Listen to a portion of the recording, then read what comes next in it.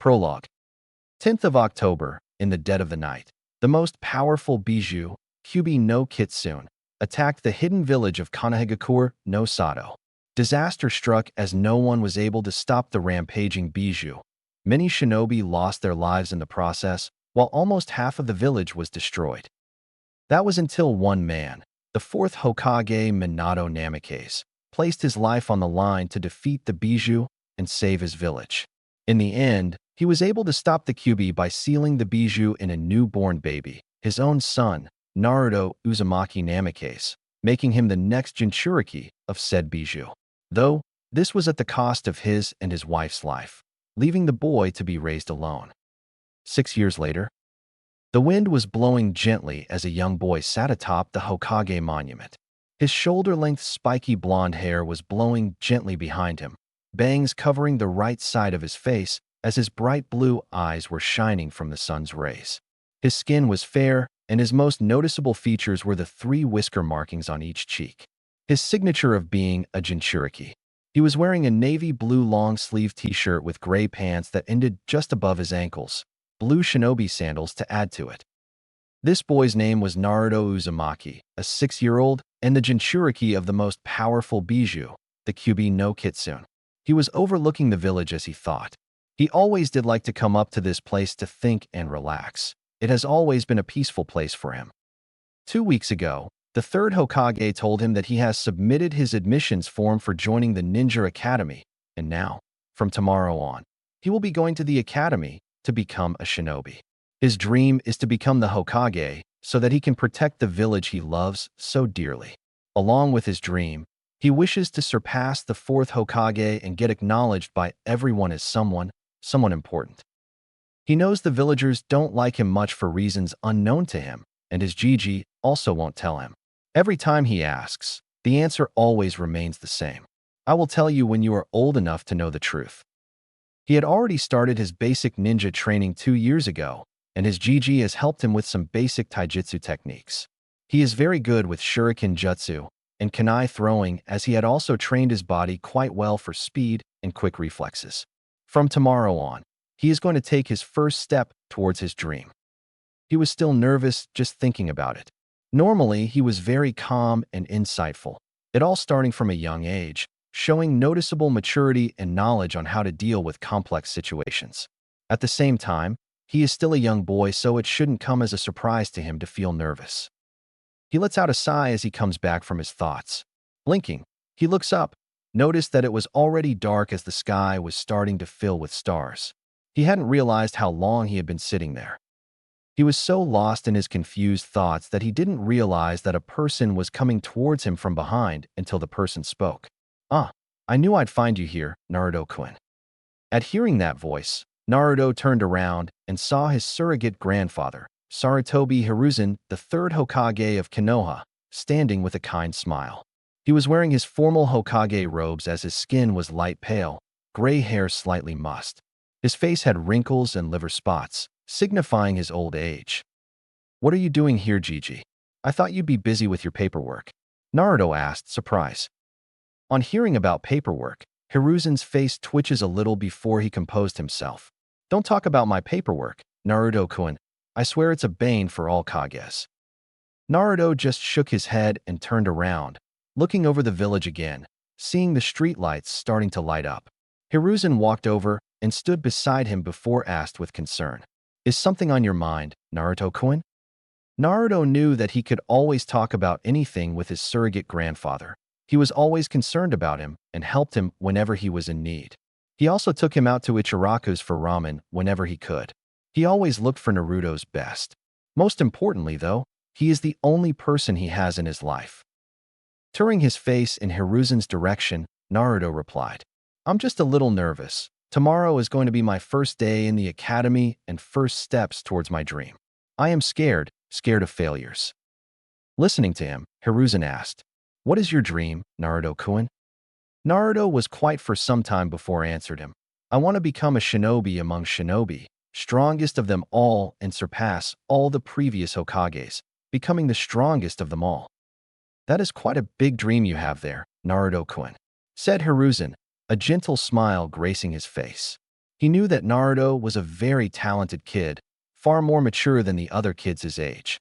Hearing him say that he wanted to become Hokage, Hiruzen was happy for him. Why do you want to become the Hokage? I want to become the Hokage so that I can protect the village which the previous Hokages, along with many shinobi, have given their lives to protect. Then everyone will respect me and acknowledge me as someone, Naruto said, his voice firm and eyes determined. Hiruzen, hearing this from a 6-year-old boy and seeing the determination in his young eyes, was very impressed. To think that such a young boy can have a mindset like this at such a young age. At that moment, Hiruzen thought about the fourth Hokage Minato Namikaze, how proud he would be if he saw Naruto, his only son, and how well he is growing up as a person. Hiruzen knew that he was going to tell Naruto about his parents very soon. There was also the truth about the 9 tails being sealed inside of him. Sooner or later, he will have to tell him about everything. Getting out of his thoughts, he turned to his side with a big smile on his face. I'm impressed, Naruto-kun. You're only 6 and know what it takes to be a Hokage. You already possess the will of fire, Hiruzen said with pride, gentleness, and pride shining in his old eyes. Naruto looked confused, not understanding what his Gigi was trying to imply. The will of fire? What does that mean? Seeing his confused face, Hiruzen's smile turned small as he turned around and looked over his village. The village is a big family. In here, everyone is family. The desire to protect one's family builds thicker and stronger bonds between everyone in the village. That is what the will of fire means. That is the job of the Hokage and every shinobi of the village. It is why we protect each other in our home. Now you understand, Naruto-kun, what it means to be a shinobi and what it means to be the Hokage. Now understanding what it means to be a shinobi and what it means to be the Hokage, he smiles slightly. He looks over the village, seeing people walking the lightly lit streets, happily chatting with each other. Family. You always protect your family. Now, most importantly, realizing what the village means, he knew what he had to do in his life. Turning around to face the Hokage, Naruto said, I promise you, Gigi, that I will protect this peace. I will protect this village. I will do everything in my power to keep this place like this and protect my home. Should anyone try to harm it, whether they are my comrade, friend, even my family, I will show no mercy to them in defending it. I give you my word, Gigi, Naruto said, a strong conviction in his voice. Hiruzen's eyes were lightly wide as he was shocked at the words and promise Naruto made to him. You were meant for great things, Naruto-kun. I can see it just by looking at you, thought Hiruzen as his face mellows into a loving smile. Hiruzen patted Naruto's shoulder. You will be a great shinobi and an even greater Hokage, Naruto-kun. I believe in you.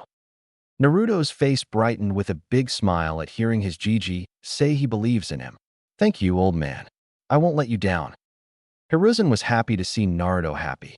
He then looks up, seeing the sky, and realized it was getting late.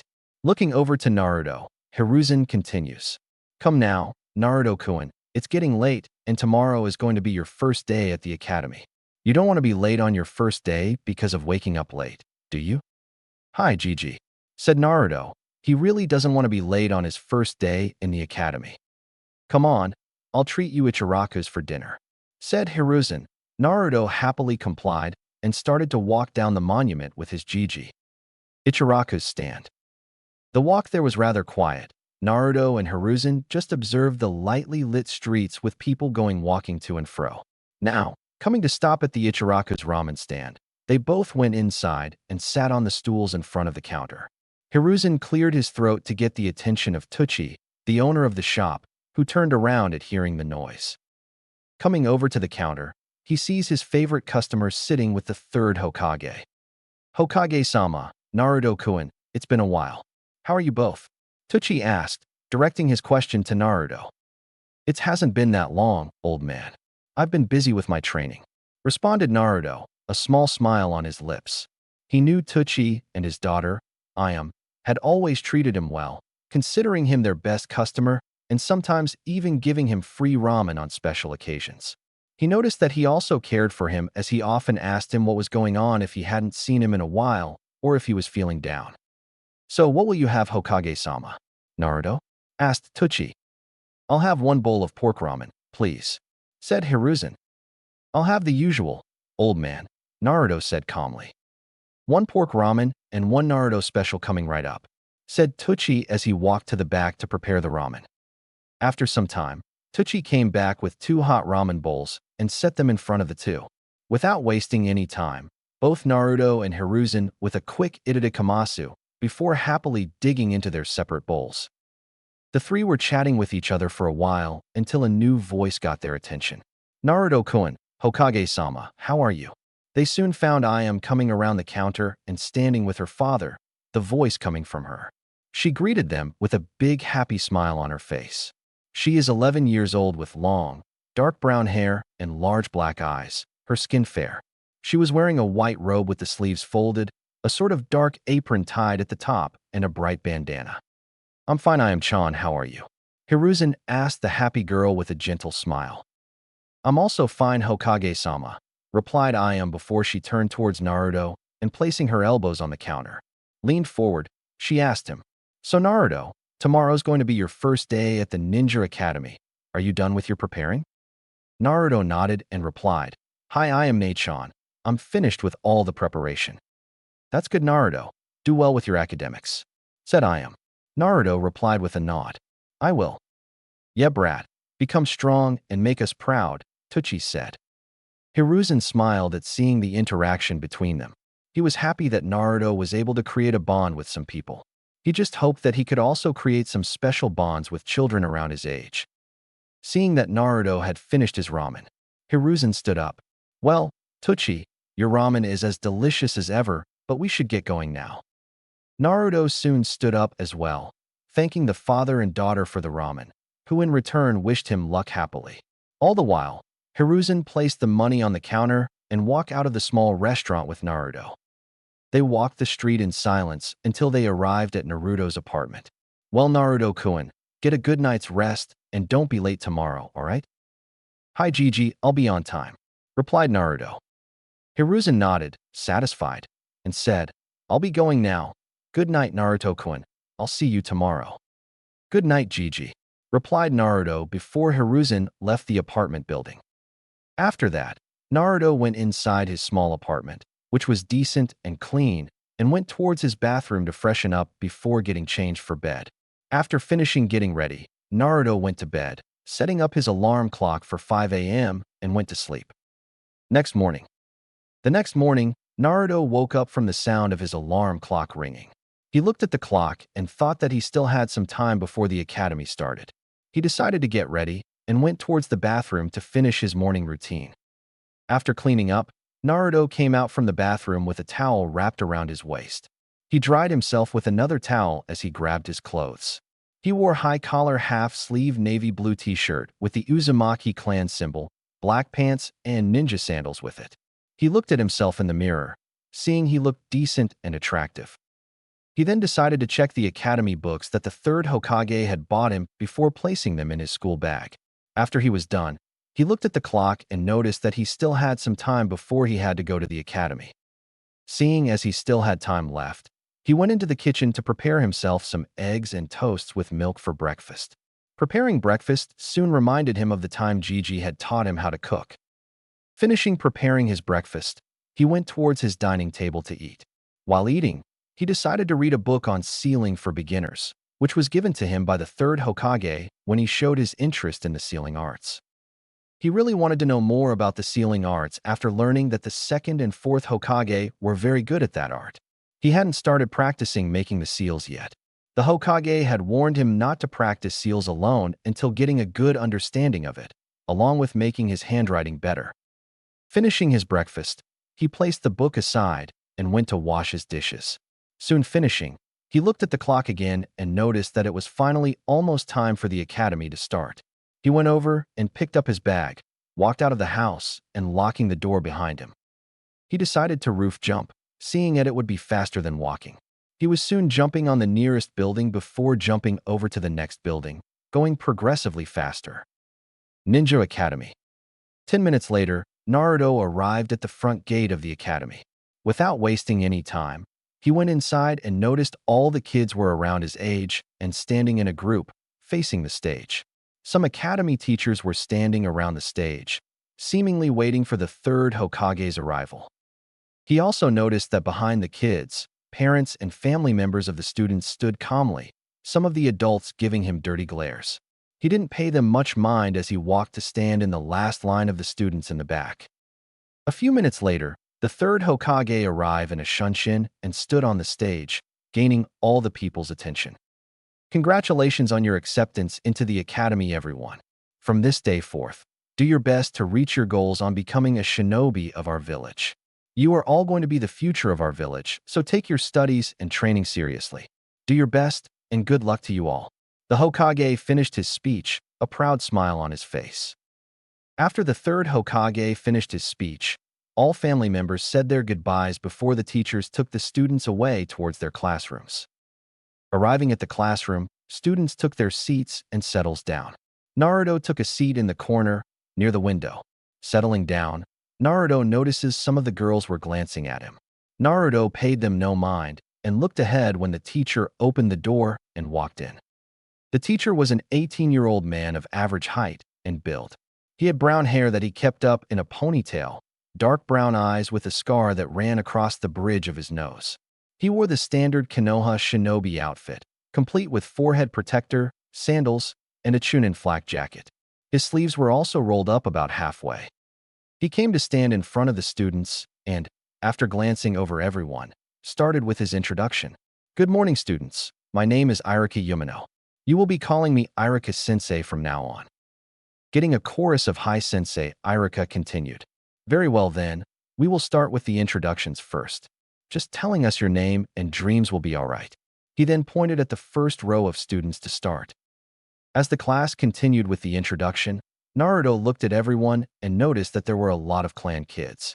The Nara, Akamichi, Yamanaka, Aburame, and Uchiha, as well as some kids from civilian families. Seeing that it was now his turn for introduction, he stood up. My name is Naruto Uzumaki, and my dream is to become the Hokage and protect the village hidden in the leaves.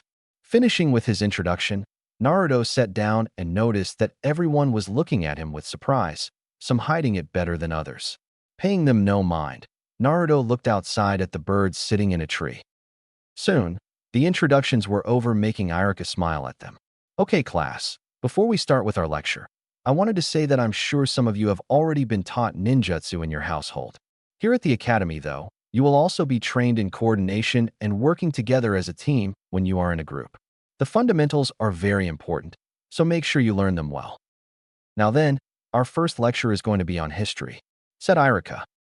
The lecture went without any incident, though. Throughout the lecture, Irika was very impressed with Naruto, as he was able to answer every question that he asked him. After a small break, Irika called for everyone's attention. Come on, students, gather up in a line. We are going out for shuriken and kunai practice. Irika took all the students towards the academy training grounds. There, in the training grounds, were training posts for target practicing as well as a few buckets of shuriken and kunai.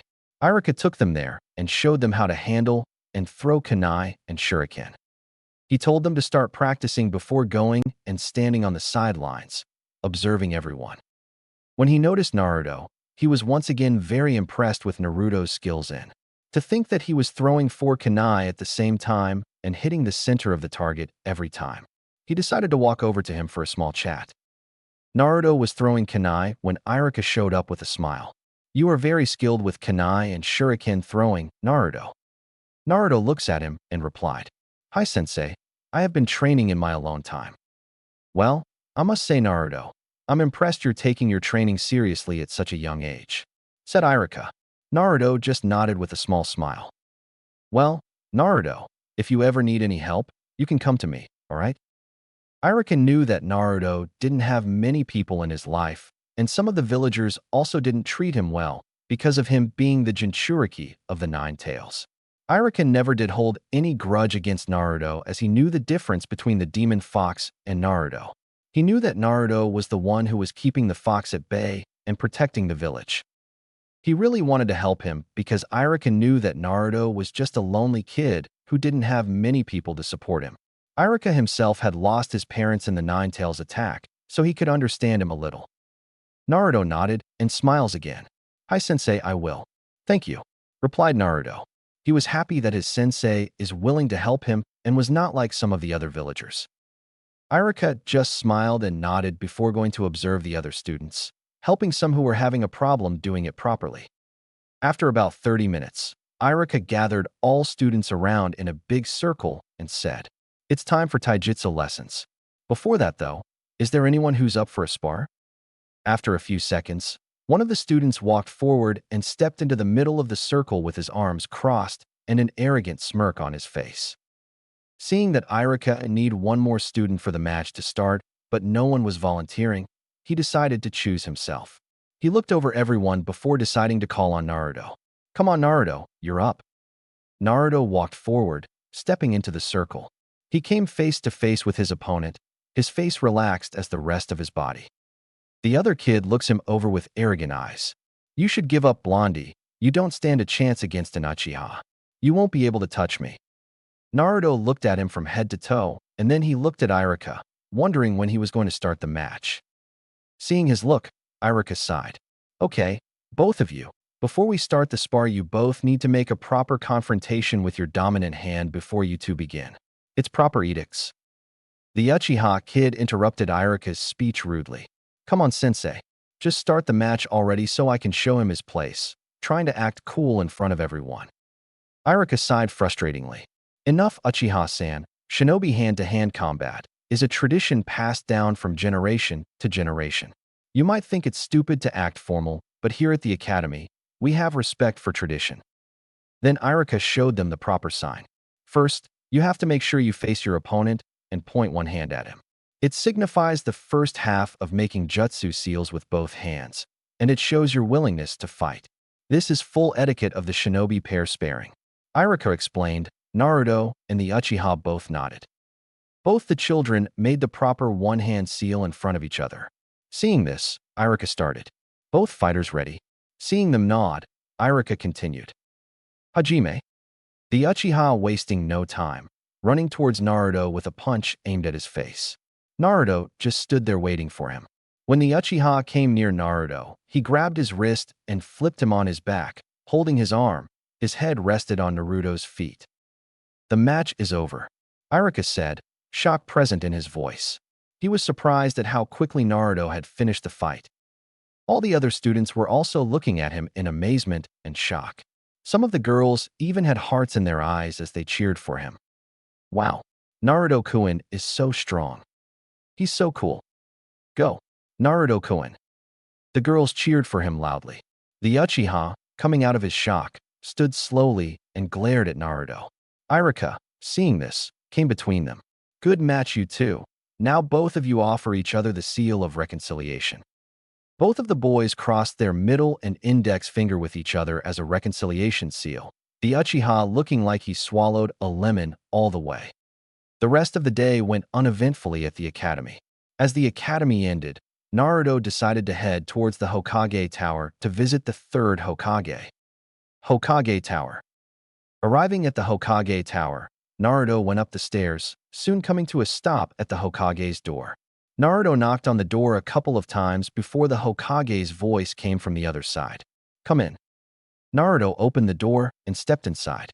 Hiruzen looked up from his paperwork, smiling at seeing Naruto. "Naruto-kun, how was your day at the academy?" Naruto closed the door behind him before speaking. "Gigi, can you teach me some jutsu?" Hiruzen pauses in his paperwork, looking confused for a moment before continuing. "Aren't they teaching you that in the academy?" "But Gigi, it's too easy with what they were teaching there. I did everything the sensei asked me to do very easily, and I even beat an Uchiha in today's spar," said Naruto, a frown tugging his face. Hiruzen listened to him before he smiled proudly at him. He stood up from his seat and walked up to him, patted him on the head. "Well done, Naruto-kun. You're quite talented for your age. However, I can't teach you much as it will be unfair to the other students, and as Hokage, I can't show favoritism to anyone." Naruto was upset, but nodded in understanding. Seeing the sad look on Naruto's face, Hiruzen felt bad for Naruto. He knew the others in the academy had the backup from their clans and can learn from their parents. Hiruzen walked back to his desk and opened one of his drawers. He took out a couple of scrolls and gave them to Naruto. Here, take this scrolls. They have some advanced chakra control exercises and a couple of academy-level jutsu in them. It will help you in the future. Naruto's eyes lit up as he took the scrolls with a large grin. Thank you, Gigi. Hiruzen chuckled a little, sitting back down. Well, you can ask me for anything, all right? Naruto nodded and said, Okay, I'll see you later, Gigi. I'm going to get some training done. Hiruzen nodded to him with a smile before getting back to work. Naruto left the office to get to the training ground, excitement coursing through him. Naruto soon arrived at the training grounds near the forest. He always came here to train. Not many people came around there, so he can train here without being disturbed. Coming to a stop at the opening, Naruto decided to open the scrolls to see what techniques he had to practice. Opening the first scroll, Naruto started to read the 3 techniques written down. Transformation Jutsu, Substitution Jutsu, Fire Style Fireball Jutsu, both E rank and 1C rank. Not bad. He started reading the description of the justice, trying to fully understand them. The first one was the Transformation Jutsu. Transformation Jutsu. This jutsu allows the user to transform either themselves or another object into the appearance of another person, animal, or object. This is one of the basic jutsu taught at the Ninja Academy. Fundamentally, all ninja know this jutsu.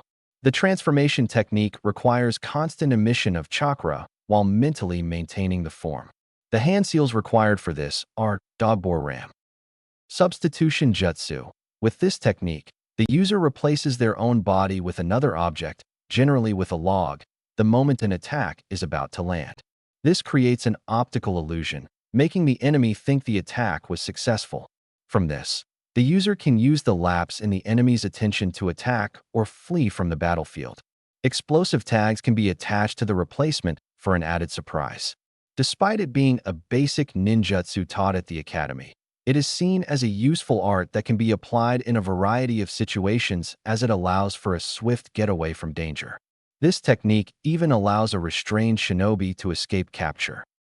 Fire-style fireball jutsu is a technique where chakra is converted into a fire from the inside and expelled from the mouth, either as a massive sphere or as a continuous flame. The released flames will engulf their target and are capable of leaving a crater in the ground's surface with enough force. The scope of this attack can be altered by controlling the volume of chakra that is mustered. The required hand seals for the jutsu are Tiger or Snake Ram Monkey Boar Horse Tiger. Finished with the first scroll, Naruto then opened the second scroll. In the scroll were the techniques on how to better control your chakra. First one was leaf balancing.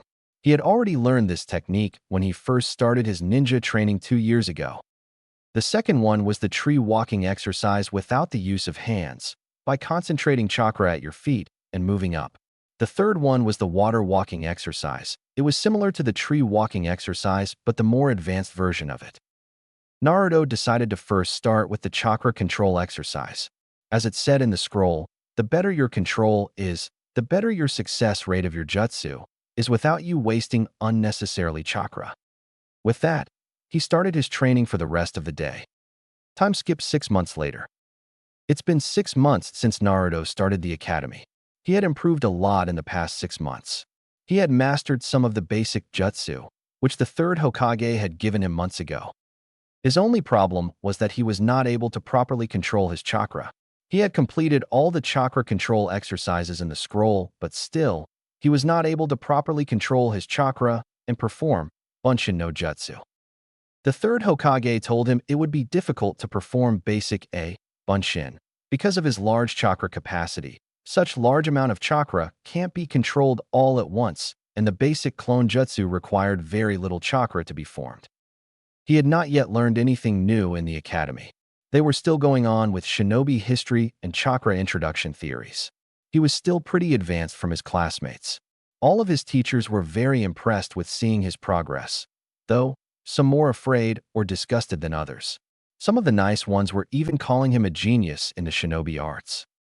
Today, he was in the training grounds near the forest, practicing a new taijutsu style. A month ago, the Hokage had shown him a new taijutsu style called the hummingbird, to which he perfectly adapted to because of his speed and reflexes. Naruto was quite surprised when the Hokage told him that the hummingbird taijutsu style was created and used by the fourth Hokage. While he was elastic to be able to learn his idol's taijutsu style, he was also confused, wondering why the Hokage would teach him the personal taijutsu style of the fourth Hokage. He soon just brushed it off, though, saving the question for a later date as he got into learning the taijutsu style. The style suited his growing body quite well. He hadn't mastered it yet, but he was still quite talented at it. Of course, he still messed up every now and then. That was just the way of learning. Naruto stopped his training, standing straight, and observed the area around him, looking for a presence of another person. He had a feeling that someone was watching him for some time now. He just couldn't find the person. "Come out now. I know you're there," Naruto said calmly while folding his arms. "I'm up here," came a calm, quiet voice. Naruto looked up in the direction the voice came from, only to see a boy around 12 or 13 years of age, smiling and waving down at him. "Who are you and why are you spying on me?" Naruto asked him, eyes slightly narrowed. "My name is Uchiha Itachi," said the boy, now known as Itachi. Naruto observes the boy. Itachi had onyx eyes, under which were long, pronounced lines, most likely from stress. He had jet black hair that was pulled back in a ponytail, reaching mid-back, his center-parted bangs framing his face perfectly. He was wearing a black shirt, seeing an Uchiha symbol on the back when he moved. He wore grayish-black pants with a weapon pouch strapped to his thigh with bandages around his ankles, wearing black sandals. "You didn't answer my question, Itachi-san," Naruto said with a little frown on his face. Itachi smiled slightly before speaking, his voice still soft. "I am not spying on you. I come to train here sometimes." Naruto looked him over for lies before nodding, turning around to start his shuriken and kunai practice, forgetting about Itachi. Itachi watched Naruto as he threw 4 kunai with both hands at the target and hitting the bullseye on all at them. "You know, it's very rude to ignore a person standing beside you.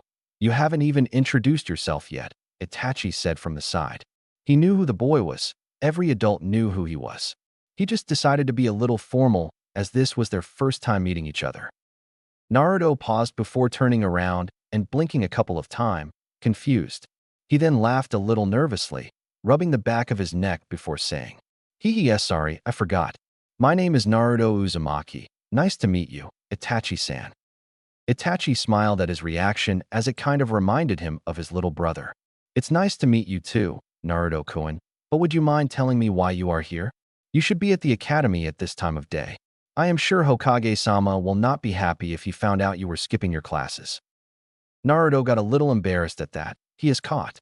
He had started skipping classes about a month ago, around the same time he got the hummingbird taijutsu, to focus on his training outside the academy. He knew that if the old man Hokage found out about his actions, he could get in serious trouble. He looked at Itachi, still embarrassed from being caught, and asked, "You are not going to tell him, right?" Itachi chuckled lightly at his question. "It's all right, Naruto-kun, but would you mind telling me why you're skipping your classes?" he asks again. Naruto sighs in relief, shoulders slumping slightly before answered Itachi. "Well, they don't teach anything important in there. All they're teaching is chakra introduction and history lesson. Stuff I already know. It's boring. I can see that you are very talented for your age." "I understand," Itachi said, looking at all the kunai and shurikens scattered around the training field. Looking back at Naruto, Itachi asked, "Where did you learn to do this?" Naruto smiled at him, pride shining in his eyes. "Hokage helps me out from time to time." Itachi nodded, not at all surprised at his relationship with their Hokage, saying, "Would you mind if I train with you, Naruto-kun?" Naruto's eyes lit up slightly as he shook his head, happily replying back to Itachi's question. "Of course not. Itachi-san, you can train here with me anytime." Itachi nodded in appreciation, and soon, they both started their training. Itachi took out 8 kunai, holding 4 in both hands. Naruto looked at Itachi, curious about what he was going to do. Itachi jumped high in the air and launched all 8 kunai at the same time, before he quickly summoned 2 more kunai in his left hand, throwing both the kunai in the direction of other 2 kunai that were going off target. Hitting both kunai, he deflecting them and changed their direction in midair. Because of this, it makes him hit all the targets, even the two blind spot targets. Right as the last kunai hit, he landed on the ground, barely rustling up the dirt. Naruto, on the other hand, was wide-eyed at seeing Itachi's skills in the kunai jutsu. He had never seen anything like that. Still shocked, he quietly asked, That was cool. How did you do that?" Itachi turned and looked at Naruto, slightly hidden amusement in his eyes as he watched Naruto's reaction. He decided to take pity on the boy and answered him, "Well, the kunai jutsu is one of my specialties." "Can you teach me how to do that, Itachi-san?" asked Naruto, excitement coating his voice thickly. "I can teach you, Naruto-kun. You just have to keep practicing and improve your aiming," Itachi said as he relaxes his stance. Standing up straight again, he gives a small smile to Naruto before his face relaxes. Naruto nodded at him, still very excited. He always did love learning new things. Itachi then showed him how to hold kunai in both of his hands, telling Naruto to give it a try, which he did moments later. Naruto tried to do what Itachi did, but it came back as a failure. He tried it a few more times, but couldn't hit the kunai in midair to change their direction. He was starting to get a little frustrated by his failure. Itachi, seeing this, shook his head and spoke up. "You will get it in time, Naruto-kun. You just have to keep practicing it.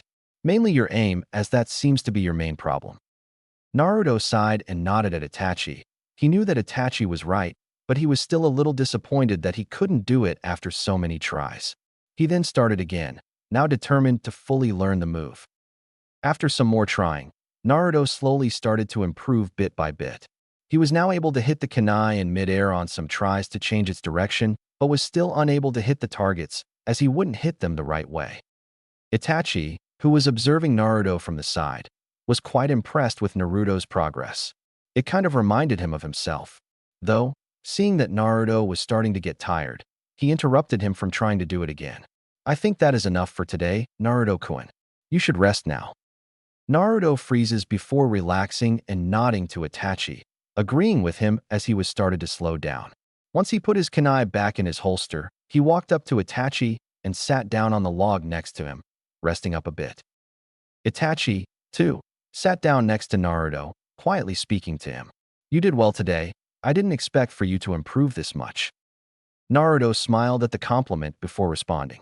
"Thank you, Itachi-san, for teaching me your kunai technique to me." "It is quite all right, Naruto-kun. I am glad to see you getting the hang of it so quickly." Itachi was quite happy that he has finally met Naruto. He really wanted to meet the boy for a very long time now. He was first curious about him as the adults always spoke badly of him. His curiosity soon turned into warmth once he finally met him. He got the little brother feel from Naruto. Itachi also knew who Naruto's parents were. His mother, Mikoto, was best friends with Naruto's parents, Kushina Uzumaki and Minato Namikaze, the fourth Hokage. He himself was quite close to Naruto's parents before they passed.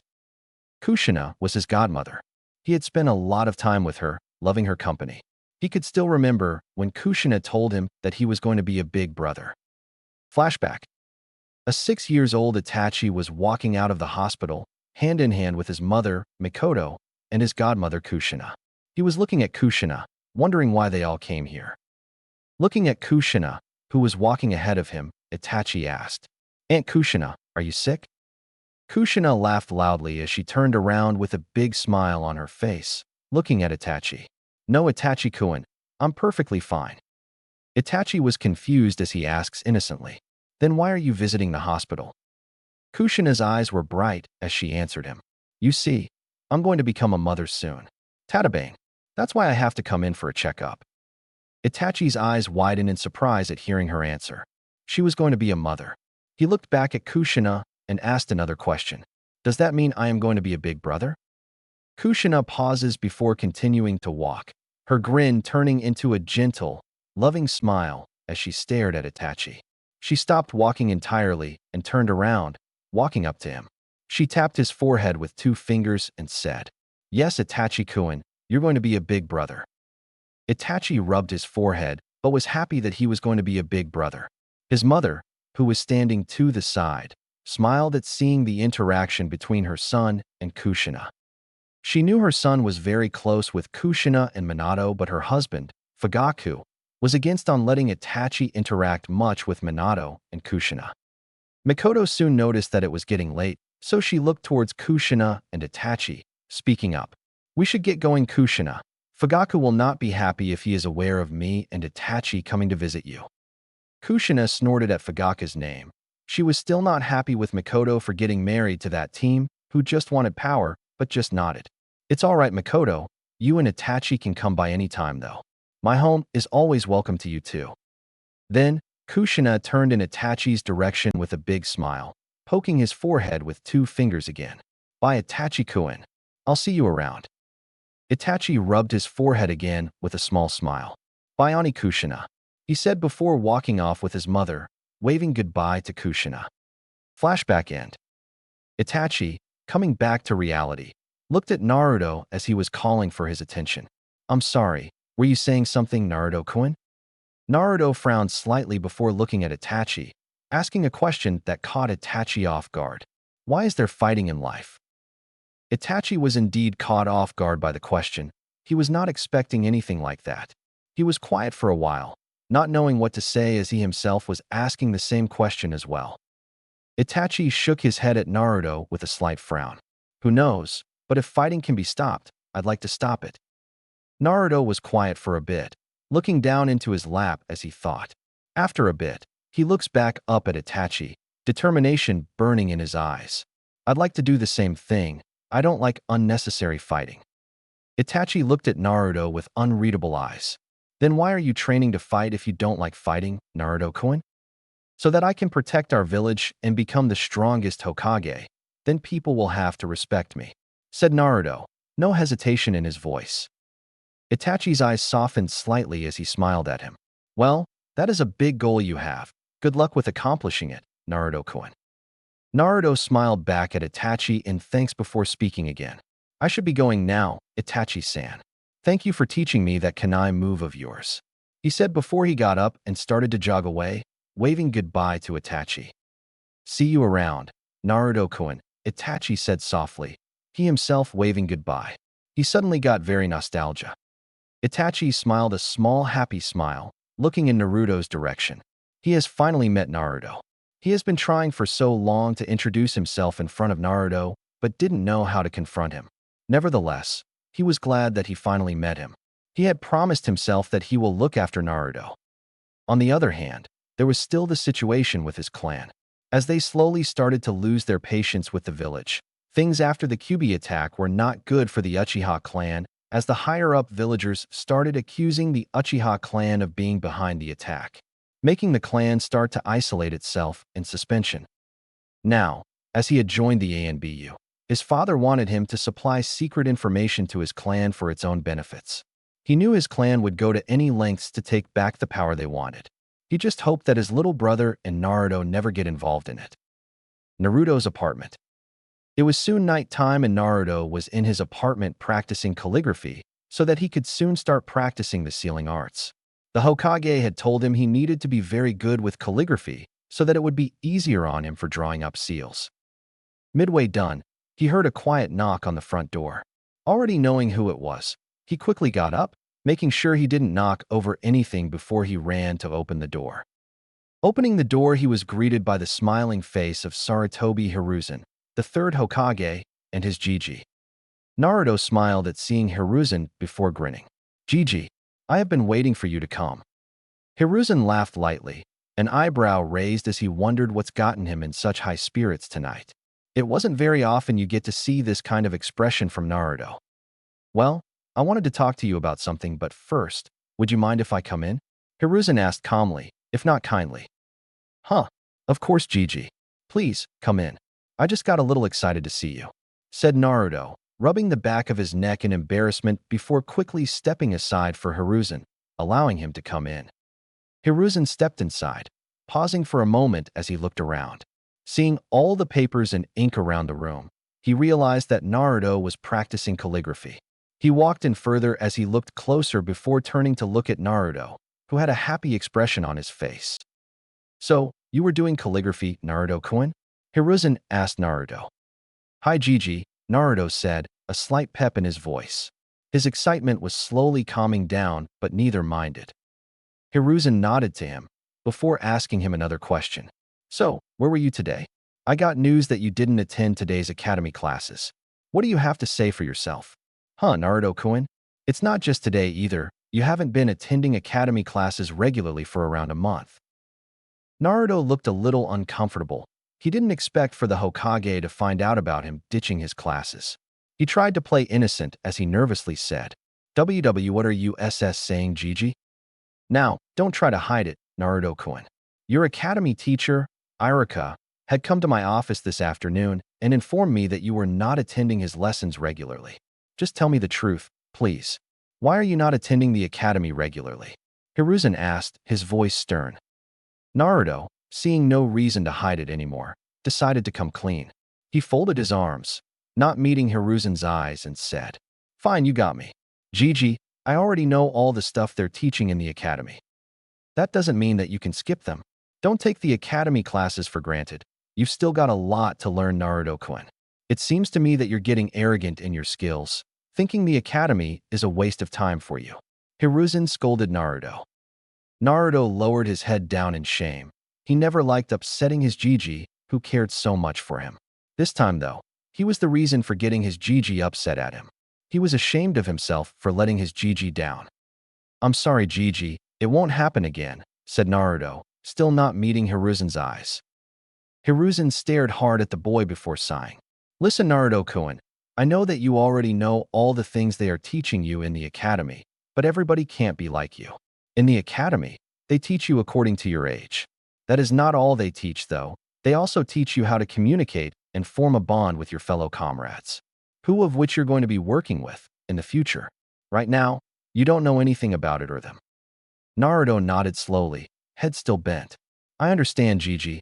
I promise I won't do anything to upset you. I will attend my classes regularly from now on." Hiruzen relaxes slightly and smiled at Naruto, satisfied now that Naruto understood the importance of basics. "I am glad that you understood this, Naruto-kun, but would you mind telling me what you were doing when you were not attending classes?" Naruto was happy that his Gigi had forgiven him, so when he went to speak again, he looks up at him, meeting Hiruzen's eyes. "I was training during that time, Gigi. I even met someone today at the training grounds while training. He was pretty cool and strong." At this, Hiruzen had his full attention towards what Naruto was saying. He had to know who this person was and whether he was friend or foe for Naruto. "Who did you meet, Naruto-kun?" "He was from the Uchiha clan. I think his name was Itachi Uchiha. He was pretty strong, and he even taught me some awesome kunai moves," Naruto said, a small excited smile gracing his face. Hiruzen relaxed at hearing Itachi's name as he knew that Itachi was close to Naruto's parents, thus making him care for Naruto very much. He was nothing like the others in the village. "Oh, yes, Itachi. He is a very talented boy and is quite strong too. He even graduated from the academy at the age of 7, being considered a prodigy among our shinobi. He recently joined Umbu, the youngest to ever achieve the ranks of Umbu." Naruto's eyes were wide at the information his Gigi was giving him. He was pretty sure he wasn't supposed to know of Itachi's rank and status. Graduating from the academy at the young age of 7, and being the youngest Umbu operative. He was impressed. Faintly, he wondered if he, too, could graduate at the age of 7. He then quietly mutters to himself, "Wow, Itachi-san is really strong." Hiruzen, at hearing him, smiled before saying, Yes, he is. You're also very talented, Naruto-kun. I'm sure you will also achieve great things if you train hard enough.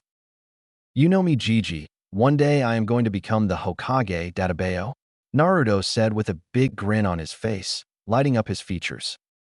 Hiruzen also grinned at Naruto, happy that he was happy. "I am sure you will. But for now, you should get to bed. It's getting late and I must get going." "Hi, Gigi," said Naruto cheerfully. "Good night, Naruto-kun. I hope I don't get any more complaints about you ditching classes." "Hi, Gigi. I will not be doing anything like that anymore, promise," Naruto said with a small laugh, rubbing the back of his neck. Hiruzen nodded to him with another smile, saying his last goodbyes as he left. Naruto soon sighed before going to collect all his papers that were scattered everywhere, cleaning up the mess that he made before going to bed. Time skip for months. It had been 4 months since Naruto had met Itachi, as well as the day when Hiruzen had scolded him for skipping his classes. On the next day, he came to class where he got scolded again by Irika for doing something like that. He apologized to Irika and told him that he won't do it again in the future. He had kept his promise. He also met Itachi next time when he went there for training. They soon started a training schedule. Day by day, his relationship with Itachi had grown. He even started calling him Itachi Nisan, and Itachi was more than happy in allowing Naruto to call him Nisan. Now, he was sitting in class, listening to Irika, who was teaching a history lesson. Naruto was not paying much attention to him as he already started reading history books from his Gigi's personal library. Though, when Irika mentioned the name Minato Namikaze, the fourth Hokage, he started paying full attention to Irika. He wanted to know about the man. As Irika started telling the students about the fourth Hokage, Naruto was amazed. He never knew that Minato was considered the fastest shinobi to ever live and one of the most powerful men to ever walk the elemental nations. His achievements and his role in the third great ninja war amazing him even more. Naruto was amazed, though hiding it well as he thought about the man and his achievements. How powerful his idol must be. Soon, Irika went on about how on the 10th of October, the Kyuubi attacked the village and how no one was able to stop it until the fourth Hokage arrived on the battlefield to face of the Kyuubi, sacrificing his life to defeat and kill the said Bijou. Naruto was confused by the story, not understanding one bit as he had read the book on the first Hokage's history and his fight with the Kyuubi and Madara Uchiha at the Valley of the End. It was written in the book that the Bijou can't be killed. He raised his hand to get Irika's attention, curious. Irika, at seeing Naruto's raised his arm, motions for him to speak. Yes, Naruto, do you have a question? Hi, Irika-sensei, Naruto said, standing up. What it is? Irika asks. Irika-sensei, you said that the fourth Hokage killed the Kyuubi by sacrificing his life, but how is that possible? I have read a book on the history of the first Hokage, which was in the Hokage's office, and it clearly said that you can't kill a Bijou. Naruto said, still confused and curious. Now with his questioning, the whole class started to pay close attention because they didn't know anything about this. One of the students asked Naruto a question. What are you saying, Uzumaki? Are you doubting our fourth Hokage's power in killing the Kyuubi? Some students whispered, agreeing with the boy. What or why you saying, Naruto? Irika asked Naruto. He hadn't expected anything like this to happen. Naruto started again, now determined as he saw his sensei stutter. I'm not doubting our fourth Hokage's power. I was just asking. What I had read in the book was that during the battle between the first Hokage, Hashirama Senju and Madara Uchiha at the Valley of the End, Madara Uchiha summoned the Kyuubi and controlled it with his Sharingan to assist him in the battle against Hashirama-sama. However, with his power of wood release, Hashirama-sama was able to defeat the Kyuubi and Madara, but he didn't kill the Bijou because it was impossible. After his battle with Madara Uchiha, he started collecting all the Bijou, one tail to the 9 tails, and decided to give said Bijou to the other great nations to maintain the balance of power. The Sand Village has the 1 tails, the Cloud Village has the 8 tails and 2 tails, the Stone Village has the 4 tails and 5 tails, the Mist Village has the 3 tails and 6 tails, as a sign of peace and to maintain balance and power. One of the remaining 7 tails was given to the Waterfall Village as a peace treaty because of the assassination attempted on the first Hokage's life. The whole class was speechless and wide-eyed. They didn't know any of this at all. Some were wondering how the hell Naruto got his hands on this kind of information, but that was a mystery to them. To think this kind of thing happened in the past. It wasn't only the students, as Irika himself was speechless. He didn't expect any of this, but he listened to Naruto as he continued. What I don't understand is that there was no mention of the Kyuubi in the book at all. However, if the first Hokage was giving the other tailed beasts to the other great nations for a balance of power, then why didn't it mention anything about the Hidden Leaf Village also getting one? I mean, how could there be balance if one village was without the power of a Bijou while the other villages were? What happened to the Kyuubi after the fight at the Valley of the End? There was no mention of the Kyuubi after the fight until the 10th of October. As Naruto finished, the whole class was silent, no one knowing what to say. The students were processing the information Naruto told them. Irika, on the other hand, was sweating bullets as he didn't expect this history lesson to turn out like this. Now what was he supposed to say to Naruto? That he was used on the Kyuubi's attack to seal the bijou by the fourth Hokage? That he contained the nine-tailed fox inside himself? No, the Hokage would kill him. The whole class was waiting for his answer, curious about what he had to say. Though, with the way Naruto was eyeing him, he lost his voice to speak and was slightly intimidated, thinking about what he was supposed to do now. Luckily, the school bell started ringing, ending the class. Irika let out a near-silent sigh as he started collecting the papers and books on his desk and said without meeting any of the students' eyes, "Well, I think that is it for today. We will meet here again tomorrow. Please do your homework and enjoy the rest of the day, everyone." With that, he exited the classroom, lowering his eyes away from Naruto. Naruto, on the other hand, narrowed his eyes, not liking his question being ignored. He was starting to get annoyed by all the secrecy and was getting suspicious as everyone avoided talking about the Kyuubi's attack. He decided to get his answers later and exited the classroom, not minding as the whole class staring at his disappearing back. Hokage's office. The sun was shining brightly in the sky, signifying the time being noon. Sarutobi Hiruzen, the third Hokage, was sitting in his office with three elders. One was an old woman, while the other two were old-looking men. They were also his former teammates, now turned his advisors. They were discussing a few lax matters when suddenly, they heard a knock on the door. Seeing that they were almost finished with their meeting, Hiruzen spoke. "Come in." The door opened, and Irika walked in the office. Upon noticing the village elders with the Hokage, he quickly bowed and said, "Hokage-sama, elders, I apologize for interrupting. I will come some other time if you're still busy." Hiruzen shook his head. "It's quite all right, Irika. We were almost finished with our discussion anyway. What brings you here in my office today?" "I wanted to discuss with you about one of my students in the academy, Hokage-sama," Irika stated. Hiruzen looked at Irika with a raised eyebrow, wondering what was so important that an academy teacher had come to him regarding one of the academy's students to discuss about. That was unless the student was Naruto Uzumaki. "Who might this student be, Irika?" Hiruzen asked, inwardly hoping that Irika doesn't bring up Naruto's name. "It's Naruto Uzumaki, Hokage-sama," Irika responded, not seeing the hidden problem. Now that got the attention of the elders, especially Danzo Shimura, because he had tried several times for Naruto Uzumaki to be handed over to him for his training so that he could mold him like a perfect shinobi. A weapon for the sake of the village, he was always denied by the third Hokage though.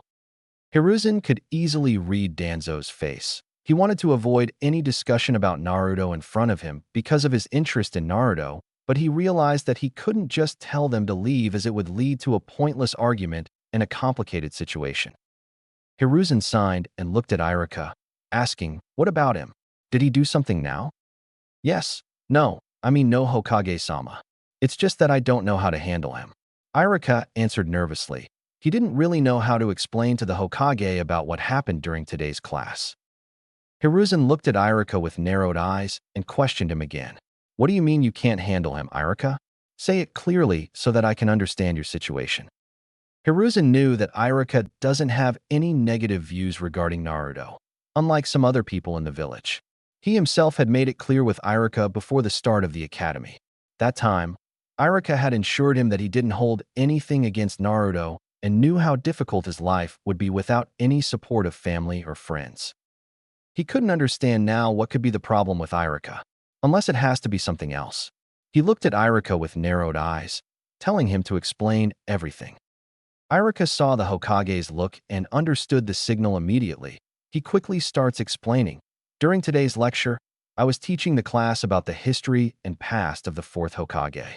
Everything was going like normal until it came to the part about the Kyuubi attack when I finished telling the class that the fourth Hokage died killing the nine-tailed fox." Hiruzen and elders saw where this was going. As it was, the third Hokage's law was that the young generation didn't need to be told the full truth behind the Kyuubi attack, so that Naruto could live a normal life, making friends among his age.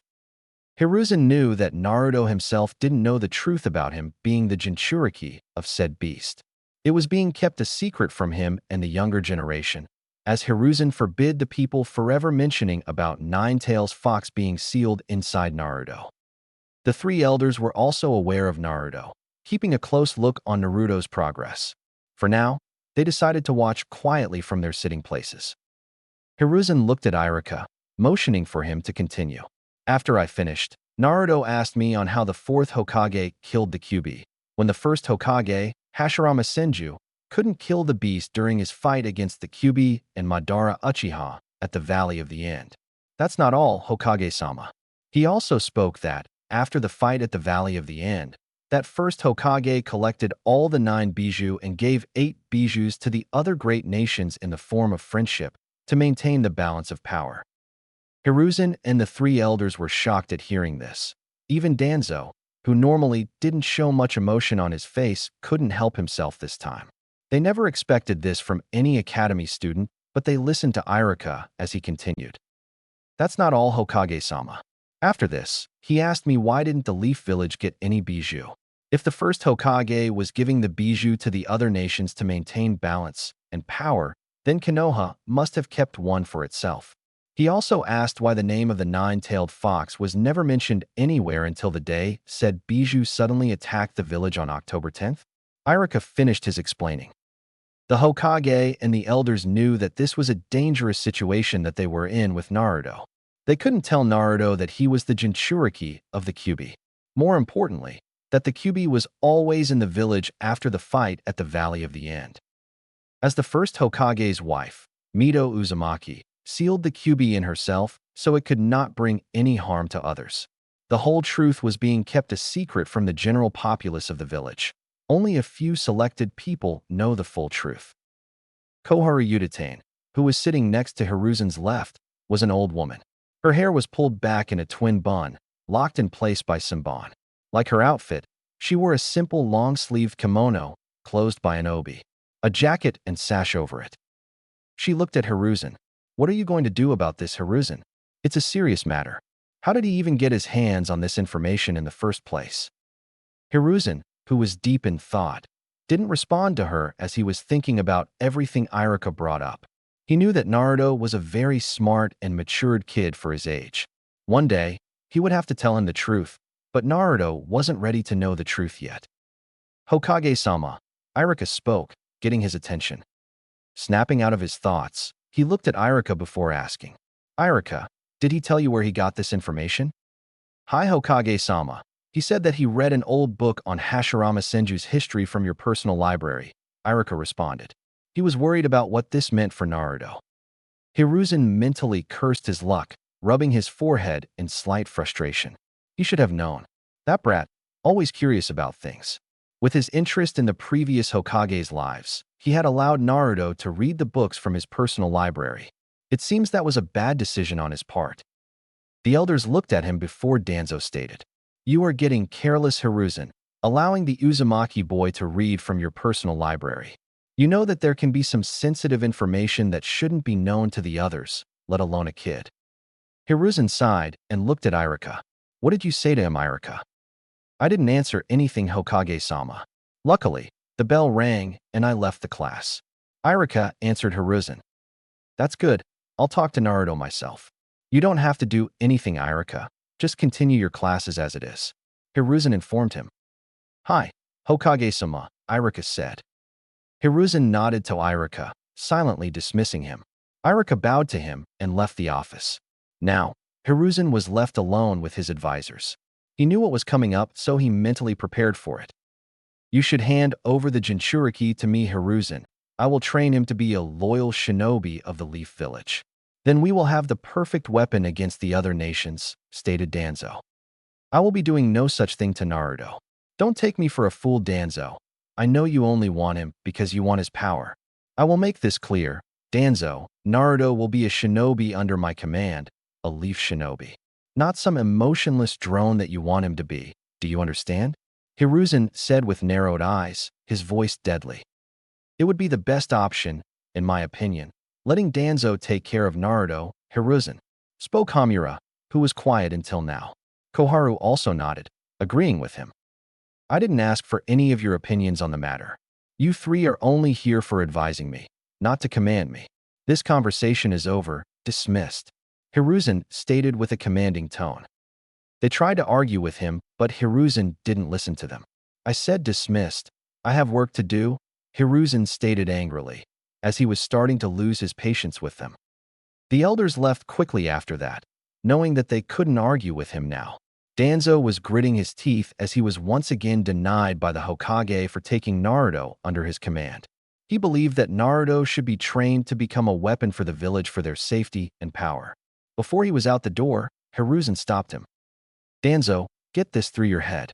If you make any kind of move on Naruto or try to make contact with him, I will execute you. Understood? He warned Danzo. Danzo tightened his fists but nodded. I understand, Hiruzen. He left, leaving Hiruzen alone in the office. Hiruzen rubbed his temples in frustration. I am getting too old for this. With Naruto. Naruto was meditating, sitting under a tree, trying to calm his mind. What happened during class was still on his mind.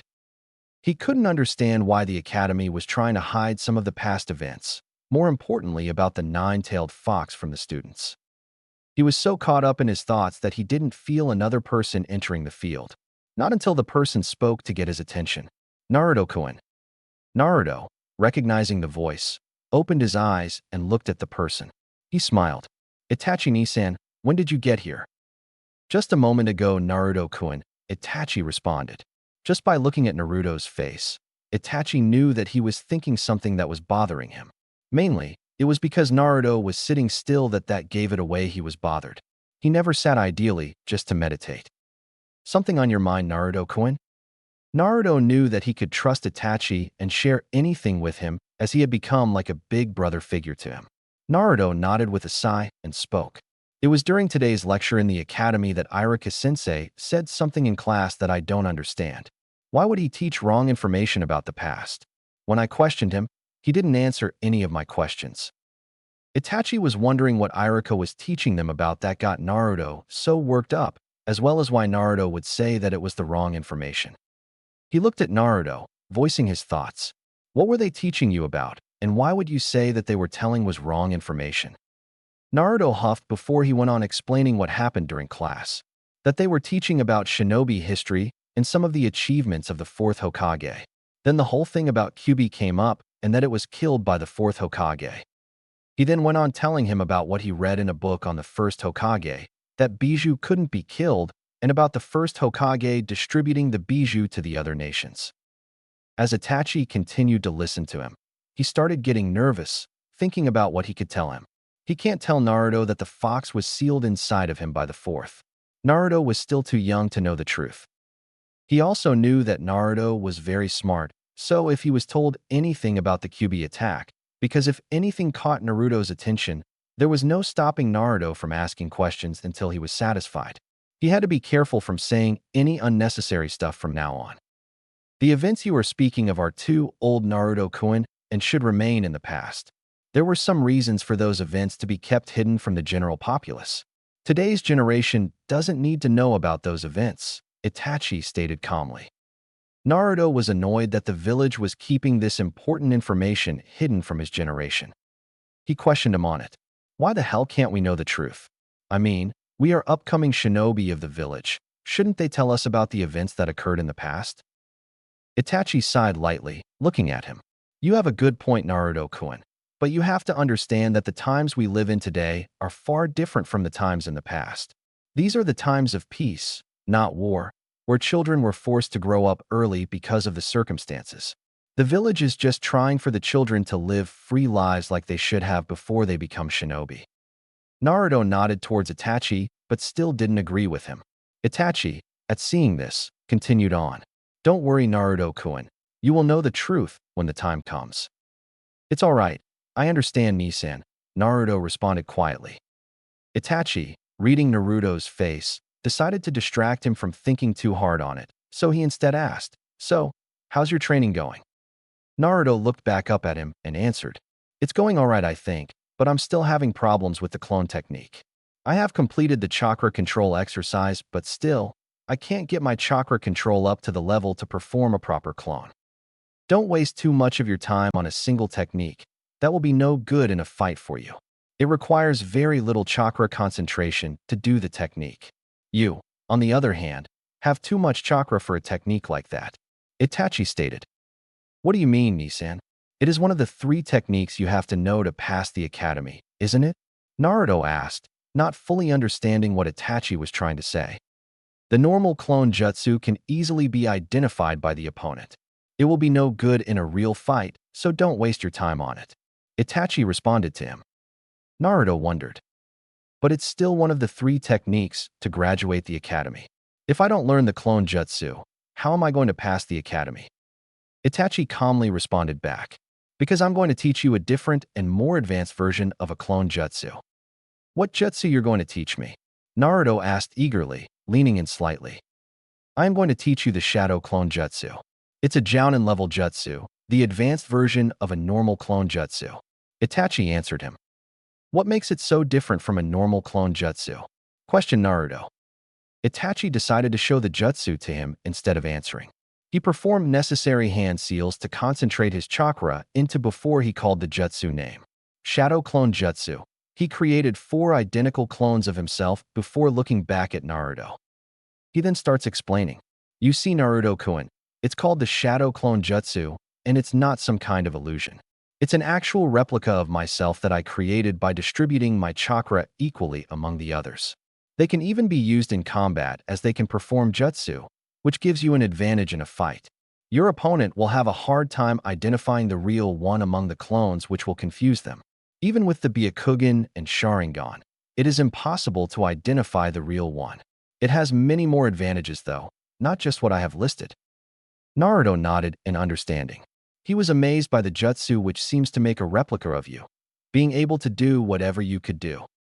Itachi then showed Naruto the hand signs for the jutsu, explaining how it works.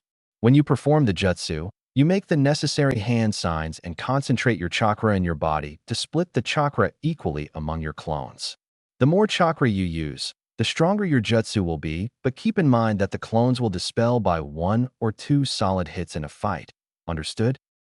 Naruto nodded at this, so Itachi continued. Since I showed and explained to you on how to perform the Shadow Clone Jutsu, I want you to try to perform it. Don't try to rush into it. Just keep your head calm, alright? Naruto nodded, alright. He then made the hand signs for the jutsu, calling out its name. Shadow Clone Jutsu. Nothing happened, so he tried a couple more times, but still couldn't make a single clone. Itachi, who was watching him from the side, spoke up. Don't worry, Naruto-kun, you will get it in time.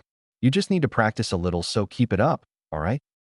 Naruto nodded in his direction before continuing with his training. After a couple of hours, Naruto had perfectly performed the Shadow Clone Jutsu, as he was able to make up to 10 clones of himself because of his large chakra capacity.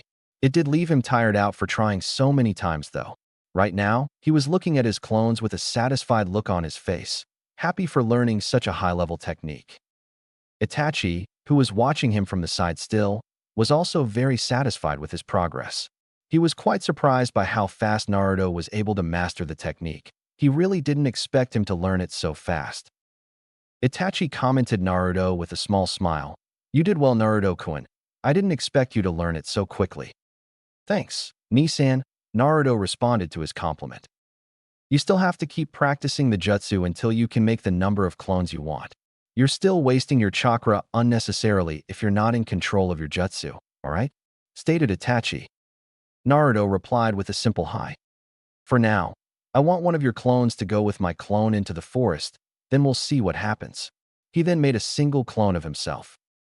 Itachi's clone then took one of Naruto's clones into the forest with him.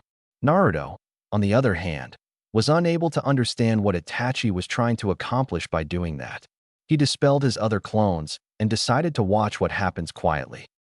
After a couple of minutes, Itachi looked at Naruto's shocked face, still not knowing what happened in the forest, but realized a moment later of what transpired. Do you know what happened in the forest? Naruto was still in shock, but he still replied. Your clone killed my clone by stabbing him with a kunai. Itachi nodded at his answer before Naruto came to the realization. Wait a minute. How do I know what happened in the forest with the clone? It was like I was there experiencing myself being stabbed by a kunai. He asked in confusion, not understanding how it was possible. Itachi, seeing his confused face, started explaining it to him. It is one of the advantages you get from using the shadow clones. When my clone stabbed your clone in the back, it was dispelled, transferring all of its memories back to the original. That is why you know what happened back there. The shadow clones are ideal for spying since the user can simply send a clone to spy on a target before having the clone disperse itself to pass the information back to the original. Wow. Hey, does that mean whatever jutsu the clone learns, it can also be transferred back to the original? Naruto asked eagerly. He was amazed by learning about the memory transfer part of the clone. Yes, it is possible, Itachi replied him with hidden amusement. Then can I use the clones in training to learn jutsu? He asked with an excited smile. Itachi looked at Naruto for a moment, then spoke. No, you're not going to use clones in that way. Huh, but why? Naruto asked, dropping the smile on his face. The shadow clone jutsu is a forbidden technique for a reason. Not many people can perform this technique. You're only able to perform the jutsu without killing yourself because of your large chakra reserves, stated Itachi. Naruto still couldn't understand what Itachi was trying to say, so he asked, but you said it yourself. I have a large chakra capacity, so it would be helpful for me if I used the clones for training. You have to understand, Naruto-kun, your chakra coils and body are still in the development phase. All the clones' memories can put too much of stress on your mind. It can hinder your development and can affect your body in a negative way. Maybe in time you can use the clones for a training purpose when your chakra coils are fully developed, but not now. He answered Naruto calmly. All right, I understand, Nisan. Naruto nodded in understanding, still a little disgruntled. Don't worry, Naruto-kun, you're progressing very quickly. You are way ahead in comparison to the other kids your age. While it's understandable that you want to become strong, but you should also be aware of your limitations. Itachi stated. Hi, you don't have to lecture me about this time, Nisan. You are starting to make a habit of it nowadays, I think. Naruto responded with arms folded. Itachi's eyebrow twitches at hearing Naruto say that, but he composed himself quickly and spoke. Whatever, you get my point. I should get going now. I have to get ready for my mission tonight. Naruto nodded. All right, I'm going to stay for a bit longer and continue with training. Itachi nodded before he smiles, calling Naruto over. Naruto, with a confused look, walked up to him. As he came near, Itachi poked his forehead with 2 fingers. Naruto stumbled backward a little, rubbing his forehead, and glared in Itachi's direction, but he had already left in a shunshin, leaving him alone. He was fuming inwardly. Stupid Itachi. 6 months later. A lot had happened in the past 6 months with Naruto. He continued to progress at very impressive speed as he quickly mastered the shadow clone jutsu to the level where he can control the number of clones he wanted. He also started interrogating his clones into his fighting style using a tanto. Itachi had gifted him the tanto on his 7th birthday, later teaching him how to use it in battle. His bond with Itachi kept getting deeper in that time, leading him to meet one of Itachi's closest friends, Shisui Uchiha, when he started joining them in training. He became quite close to Shisui as well. He also had a long talk with his surrogate grandfather, the 3rd Hokage, about the whole incident that happened in the classroom with Iruka. The Hokage had told him that he was still too young to know the sensitive information, but he promised him that he would tell him the truth when the time comes. Now, we find Naruto in a sparring match against Itachi, both the fighters standing on the opposite edges of the training grounds as they stared into each other's eyes. A small leaf was floating in the light wind in the middle of the field. Both sets of eyes observed its decadence towards the ground.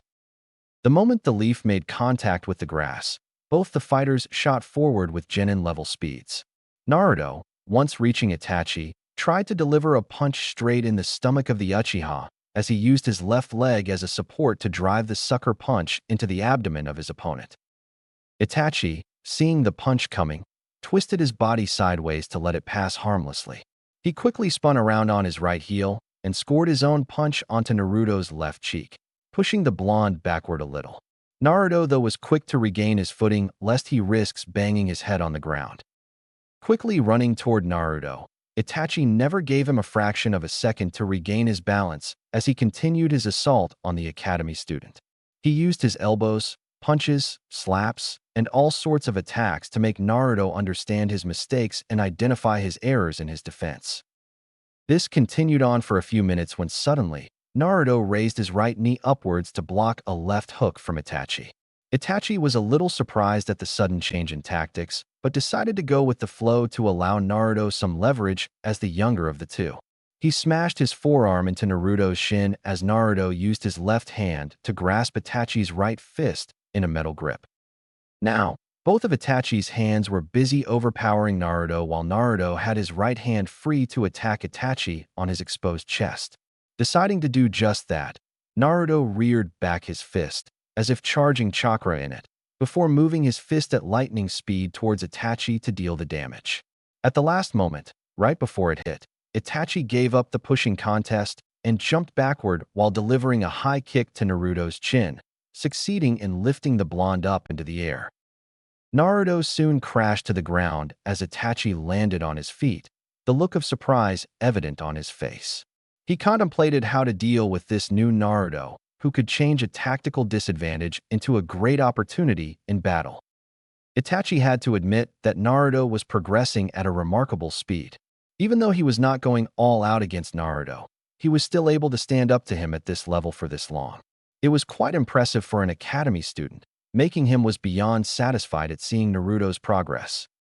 Itachi decided to finish the spar with a final move as he continued his assault on Naruto with his taijutsu. Naruto tried to block as many as he could, but it was getting difficult for him as now Itachi was taking him seriously, increasing his speed considerably. Unknown to Naruto, Itachi was not doing it intentionally. His attacks had started to get slowly faster. He then kicked Naruto hard, sending him speeding backward and forcing him to lose his balance. Itachi quickly launched a couple of shuriken in Naruto's direction, but suddenly realized his mistake. He knew that Naruto was still out of balance and wouldn't be able to move in time to block them. Itachi quickly dashed forward to save Naruto. As the shuriken came near him, Naruto realized that he won't be able to block them in time, seeing as he was still unbalanced. He was helpless.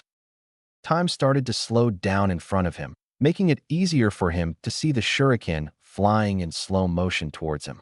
Taking advantage of this, he quickly unsheathed the tanto from his back and threw it in front of him, hitting the shuriken in midair, pinning them to a nearby tree. When Itachi got to him, he gets the shock of his lifetime, as instead of Naruto's normally blue eyes, they were red-colored eyes with two tomo in his left eye and a single tomo in his right eye. What the? He couldn't believe what he was seeing. How is it possible for Naruto to awaken the eyes of the Uchiha clan, the Sharingan? He thought, still in shock. He knew that Naruto was not from the Uchiha clan, and neither were Naruto's parents. Then the question that was raised was, how did he awaken the Sharingan? As Naruto started to collapse, he quickly caught him in his arms and checked for any serious injuries. Seeing no injuries, he assured himself that nothing serious had happened to Naruto. After finishing that, he places Naruto on his back and quickly started to move in the direction where he hoped he could get his answers. As Itachi jumped across the roofs to get to his destination, he carried Naruto piggyback style. He was still trying to get his thoughts straight, but was having a hard time doing it. Those red eyes, with two tomo in one eye and a single tomo in the other, looking directly at him. As far as he knew, neither of Naruto's parents belonged to the Uchiha clan. Could it be that one of them was somehow connected to it? He felt Naruto starting to wake up and looked at him on his back as he sighed in relief. The boy's eyes were once again back to their normal blue. He must be pretty exhausted since it was the first time activating his Sharingan, Itachi thought as he watched Naruto rubbing his eyes. "You alright, Naruto-kun?" Itachi asked in concern. Naruto quickly replied, "I'm feeling alright now, but I don't remember clearly what happened. One moment I was feeling helpless seeing those shuriken coming towards me, and then I suddenly started feeling this burning in my eyes. Then everything started slowing down in front of my eyes, and I could see the shuriken coming towards me in slow motion. I don't remember much after that." "Don't think too much, Naruto-kun. Just rest for now, and I promise I'll explain everything later," Itachi assured him, but he inwardly wondered what he would say. "Yeah, I'll explain everything when I myself understand what happened exactly and how you awakened the Sharingan." Naruto nodded tiredly, but then asked Itachi, his face looking confused, "Where are we going, Nisan?" "We're going to the Hokage's office. I have some important thing to discuss with him." Itachi noticed Naruto's confused look. "I'll answer all your questions there, Naruto. You just rest for now." Naruto nodded and rested his head on Itachi's shoulder as he closed his eyes. Itachi smiled and picked up his pace to reach his destination. Hokage Tower. Itachi arrived at the Hokage Tower with Naruto on his back and quickly ran up the stairs towards the Hokage's office. He reached for the door to knock a couple of times. "Come in," a voice said from the other side of the door. Upon opening the door, Itachi was greeted with the sight of the Hokage, Hiruzen Sarutobi, calmly sitting in his chair and smoking a pipe. Hiruzen looked at Itachi, and when he noticed Naruto resting on his back, a serious look crossed his face. "What happened, Itachi? Is Naruto all right?" Itachi could tell by the look on the Hokage's face that he was concerned about the boy. The Hokage not only knew everything about Naruto and his parents, but he also saw Naruto as his own grandson. Itachi was positive Hiruzen was the only one who could give him the answers he had come for. Itachi spoke. "Naruto is fine, Hokage-sama. He's only exhausted from sparring." Naruto nodded in confirmation and released his hold on Itachi so he could stand on his own. Itachi continued. "But something happened during our spar, Hokage-sama." "What happened, Itachi?" Hiruzen asked. "I was hoping that I could speak with you in private. It's something sensitive." Itachi didn't want others to know about Naruto's Sharingan, especially not the Uchiha clan. They would go to any lengths to get Naruto under their control, and that would not end well for anyone. Hiruzen signaled to the hidden Umbu Black Ops to leave the office and activated the privacy seal on the doors and windows. He then looked at Itachi seriously. "Now tell me what happened, Itachi." His voice had the tone of authority. Itachi nodded at him, then looked at Naruto, who had a confused look on face. "Naruto-kun, would you please try to channel some chakra in your eyes?" "Huh, but why, Nisan?" "Just do what I said, Naruto. You will get your answers soon," Itachi responded calmly. He wondered if Hiruzen had guessed where all this was going. Naruto nodded a moment later and closed his eyes. As he channeled some chakra into them, he could feel a little pain, but moments later he could feel something different. The pain was gone, and in its place he felt power flowing there. When Naruto opened his eyes, gone was their normal blue, replaced by two glowing red orbs. Two Tomo showed in his left eye, and Itachi could see two Tomo in the right one too, before a shock of Naruto's blonde hair covered it. Itachi noticed the Hokage's face, but didn't see the shocked expression he had expected. Instead, Hiruzen was staring at Naruto calmly. The look confirmed his suspicions that the Hokage already knew something about this and could give Itachi answers. Hiruzen walked up to Naruto and knelt down to his level to move the bangs from his face, getting a good look at his eyes. "Well, I expected this to happen someday, but not this soon." Itachi was confused. "What do you mean, Hokage-sama? I don't understand. As far as I know, neither of Naruto's parents have it. So how could Naruto awaken those eyes?" "No, you're wrong, Itachi." Hiruzen started, but was interrupted by Naruto. "Would you tell me what you're talking about?" He spoke in an annoyed tone. Hiruzen took out one of his kunai, which had been polished to a mirror-like sheen, and held it before Naruto's eyes. "Take a look for yourself, Naruto." Naruto looked into the reflective steel of the kunai, and his face registered surprise. What is this? How is it possible?" He stammered, his voice full of shock. He then looked at Itachi with narrowed eyes. "You know who my parents were, and that neither of them had it? I need you to give me answers. Now." Itachi felt uncomfortable, but responded. "Yes, I know who your parents were, and as far as you having the Sharingan, I don't have an answer myself. That is why we came here." Itachi saw Naruto clench his jaw and tighten his fist, and could hear the anger in his voice as he responded. "You both knew from the start about my parents and never bothered to tell me about them. Why?" Tears suddenly began to fall from his eyes. Hiruzen himself looked uncomfortable, and Itachi wondered how the Hokage would break the news to Naruto. If he told Naruto about his parents, then he would also have to tell him about the Kyuubi, and Itachi wondered whether Hiruzen believed Naruto was ready to know the truth or not. "I am sorry, Naruto-kun. It's not Itachi's fault that he didn't tell you about your parents. It's because I ordered those who know their identity to keep it hidden from everyone and also from you. I'm really sorry, Naruto-kun. I am just trying to protect you and the village." Naruto glared at him furiously and stated, "Trying to protect me from what? I sometimes question myself who my parents were, if they loved me or just left me on my own in this village." You don't understand how it feels to walk the streets where people glare at you with nothing but hate in their eyes, and to be called names like demon or monster and kicked out of stores for just trying to buy something.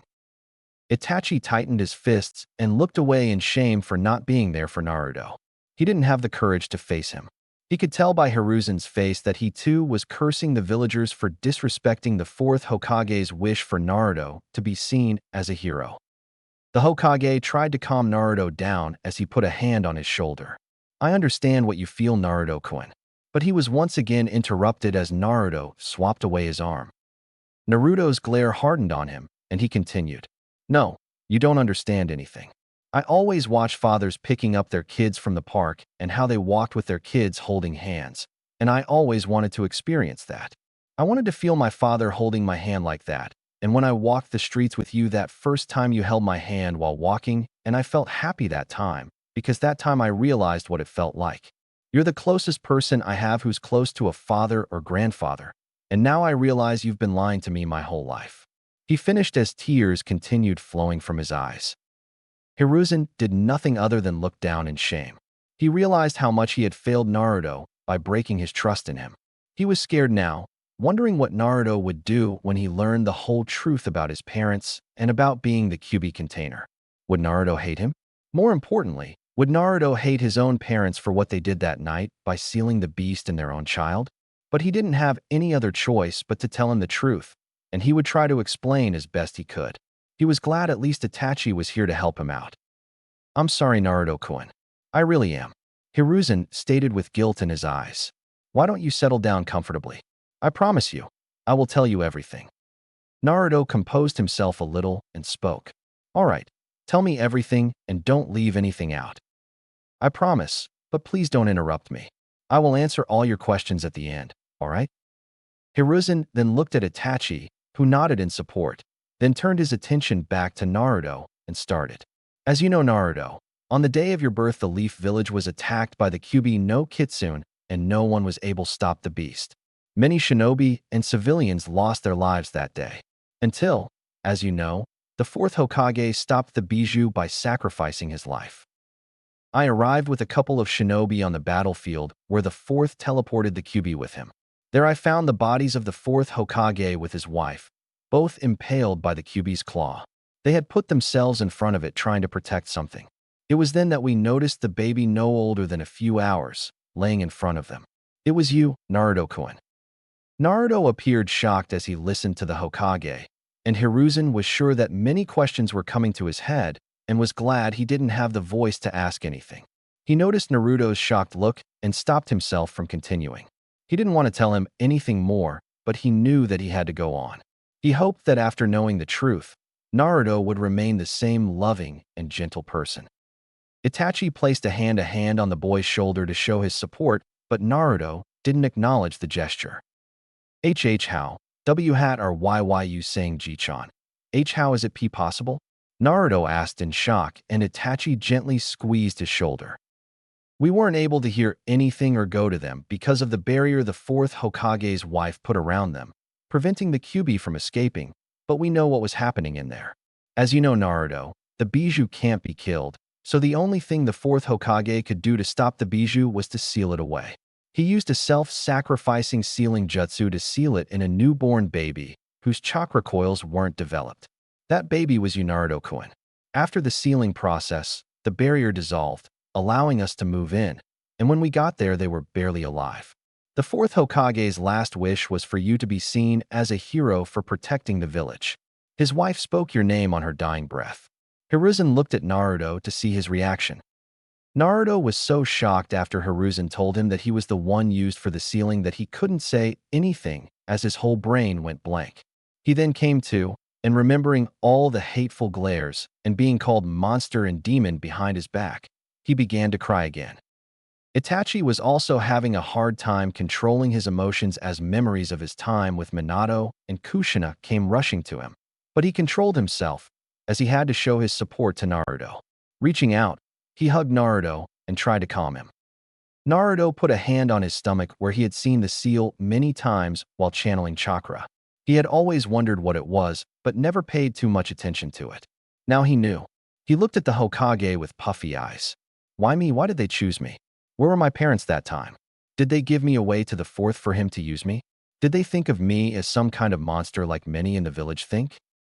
Hiruzen felt terrible for Naruto, and at the same time cursed the villagers for what they had done to an innocent child. But he also smiled a little at Naruto and answered, "Your parents didn't hate you, Naruto-kun. I had never seen your parents so happy as when they got the news of your arriving.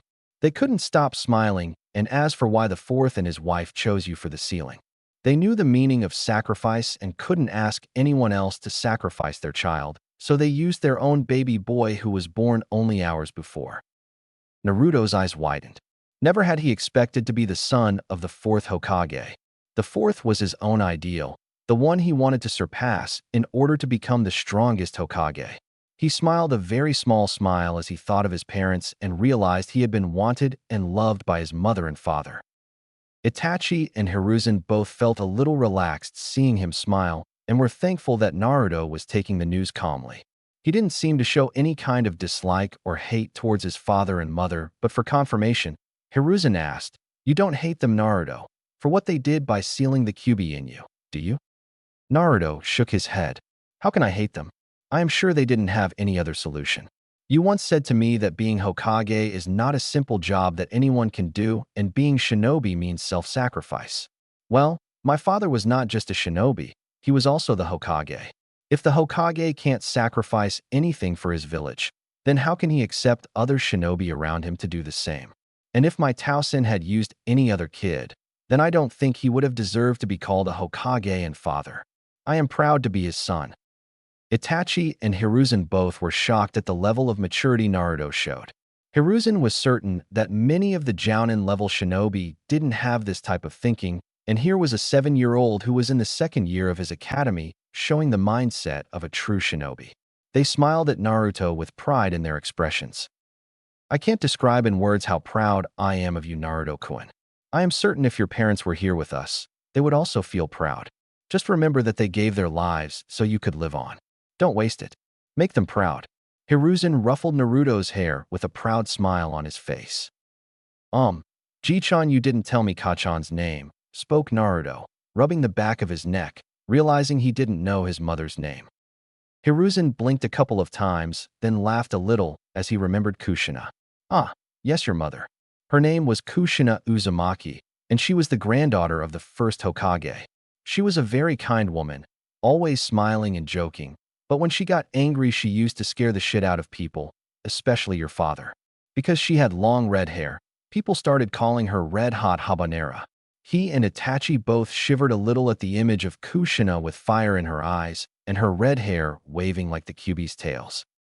Naruto laughed a little, imagining his father the strongest shinobi who ever lived with a scared face because of his mother. But he was also shocked about knowing that he was also the great-grandson of the first Hokage. Hiruzen's heart melted a little seeing Naruto laugh, thinking how much happiness suited his face. He couldn't help but see both Minato and Kushina in him. Hiruzen went over to his desk, opened a drawer, and took out a photo frame from inside. He then walked back to Naruto and showed him the photo. "This is the only photo I have of them in the office right now." Naruto took the frame in his hand and looked at it. It was a picture of Kushina pregnant and smiling with Minato standing behind her with his hand on her stomach and a big grin on his face. Naruto couldn't stop a single tear from falling from his eyes as he looked for the first time at his parents. How beautiful his mother looked and how happy they both looked together in the photo. "They looked so happy and perfect," he said quietly. Hiruzen and Itachi both smiled at him. Then Naruto looked at Hiruzen and asked a question which had been troubling him for some time. "Ji-chan, if my father sealed the Kyuubi in me, then why are the instructors in the academy saying that the fourth killed the Kyuubi?" Hiruzen sighed and spoke. "Because I forbade anyone from ever mentioning the fact that the Kyuubi is sealed in you. I wanted to prevent the younger generation from knowing." Naruto spoke in confusion. "But why would you do something like that?" Hiruzen looked at Naruto a little longer and then responded. "After the attack, the village was in state of panic. After having so many lives lost in the attack and the death of Minato, there was total unrest in the village, and when the emergency meeting was held where I told the council about the Kyuubi sealing, some of the council members demanded your death. I ordered the council not to mention anything about you to the general public, but someone in the council leaked the information about you, and within the next day, half of the village was demanding your death. Seeing all this, I passed the law stating that whoever spoke of the QB being sealed and you would be sentenced to death. Without any trial, he sighed and spoke again. I only wanted you to live a normal life and make friends among your age. Naruto looked down after hearing this, feeling bad about how some of villagers treated him. Why didn't they understand that he was just a small child, not a monster or demon? It wasn't his fault that the QB attacked their village. Hiruzen put a hand on his head to show his support. Don't think about it too much, Naruto-kun. Humans always fear what they don't understand. Naruto smiled a little, thankful for his support, and was glad that he had people like Hiruzen, Itachi, Iruka, and Shursui who cared about him so much. Just you wait, Gigi, he said with determination. A day will come when everyone in the village will respect me and acknowledge me as someone important. This is the village my parents sacrificed everything for and died protecting. I will do the same. I will protect the village till my last breath. Hiruzen smiled at him with pride and said, I don't doubt that. Itachi was relieved that Naruto had taken the news so well and now decided it was time to get them on the topic that he had come here for. He wanted answers. Hokage-sama, all this doesn't explain how Naruto awakened the Sharingan. As you know, neither Kushina Obasan or Minato-sama belong to the Uchiha clan. How is it possible? Obasan, Naruto wondered, but decided to ask him later. He wanted Hiruzen's answer as much as Itachi did. You're wrong on that, Itachi. Minato had very strong ties to the Uchiha clan. Hiruzen responded calmly. Itachi was shocked. What do you mean, Hokage-sama? How is it possible? And if he did, why keep it a secret? Only a few people know about Minato's family lineage and his full history before he came to village. People only know him as a war-orphaned kid, but in reality, he was the grandson of the village's greatest trader, Madara Uchiha. Itachi was shocked to the core and his eyes widened. Madara was the former head of the Uchiha clan and the co-founder of the village Konoha, the strongest Uchiha to ever live and second strongest shinobi of his time after Hashirama Senju. Who would have thought the village's most beloved Hokage, Minato Namikaze, could be the grandson of the most hated shinobi to come out of Konoha? But before Itachi could ask any questions, Naruto spoke. Naruto was also shocked. And Madara Uchiha? But how? Why didn't anybody know about it? Naruto's shock made his questions come rapidly. Not many people know today, but when Madara left the village, he also had a 5-year-old son and wife who he had left behind. Hiruzen began. Because of his actions, there were many attempts on their lives from within the clan and from the village. Seeing all this, Hashirama faked their deaths with the help of his brother Tobirama to give them a normal life outside the village. Hiruzen paused, but both Itachi and Naruto were stunned into silence, and Hiruzen continued. They lived outside the village in a nearby town with their fake identities, and both the first and second Hokages kept in contact with them. As the child grew, his hate for the Uchiha clan, and especially for his father, also grew with him. He never became a shinobi and never awakened his Sharingan, though. He was a simple farmer, and in time he married a woman named Mira Namikaze, and they had a son who was named Minato Namikaze. Itachi tried to process this new information. But Hokage-sama, why did Minato-sama come to the village? His parents were both killed during the Second War by some shinobi, and at that time, Minato awakened his Sharingan for the first time. He was only 6 at that time, and his father Izuna, noticing his eyes, told him to go to Konoha and contact Tobirama Senju, the second Hokage. But weren't there people in the village who noticed his eyes? Itachi asked. No, it was a well-kept secret, Hiruzen answered.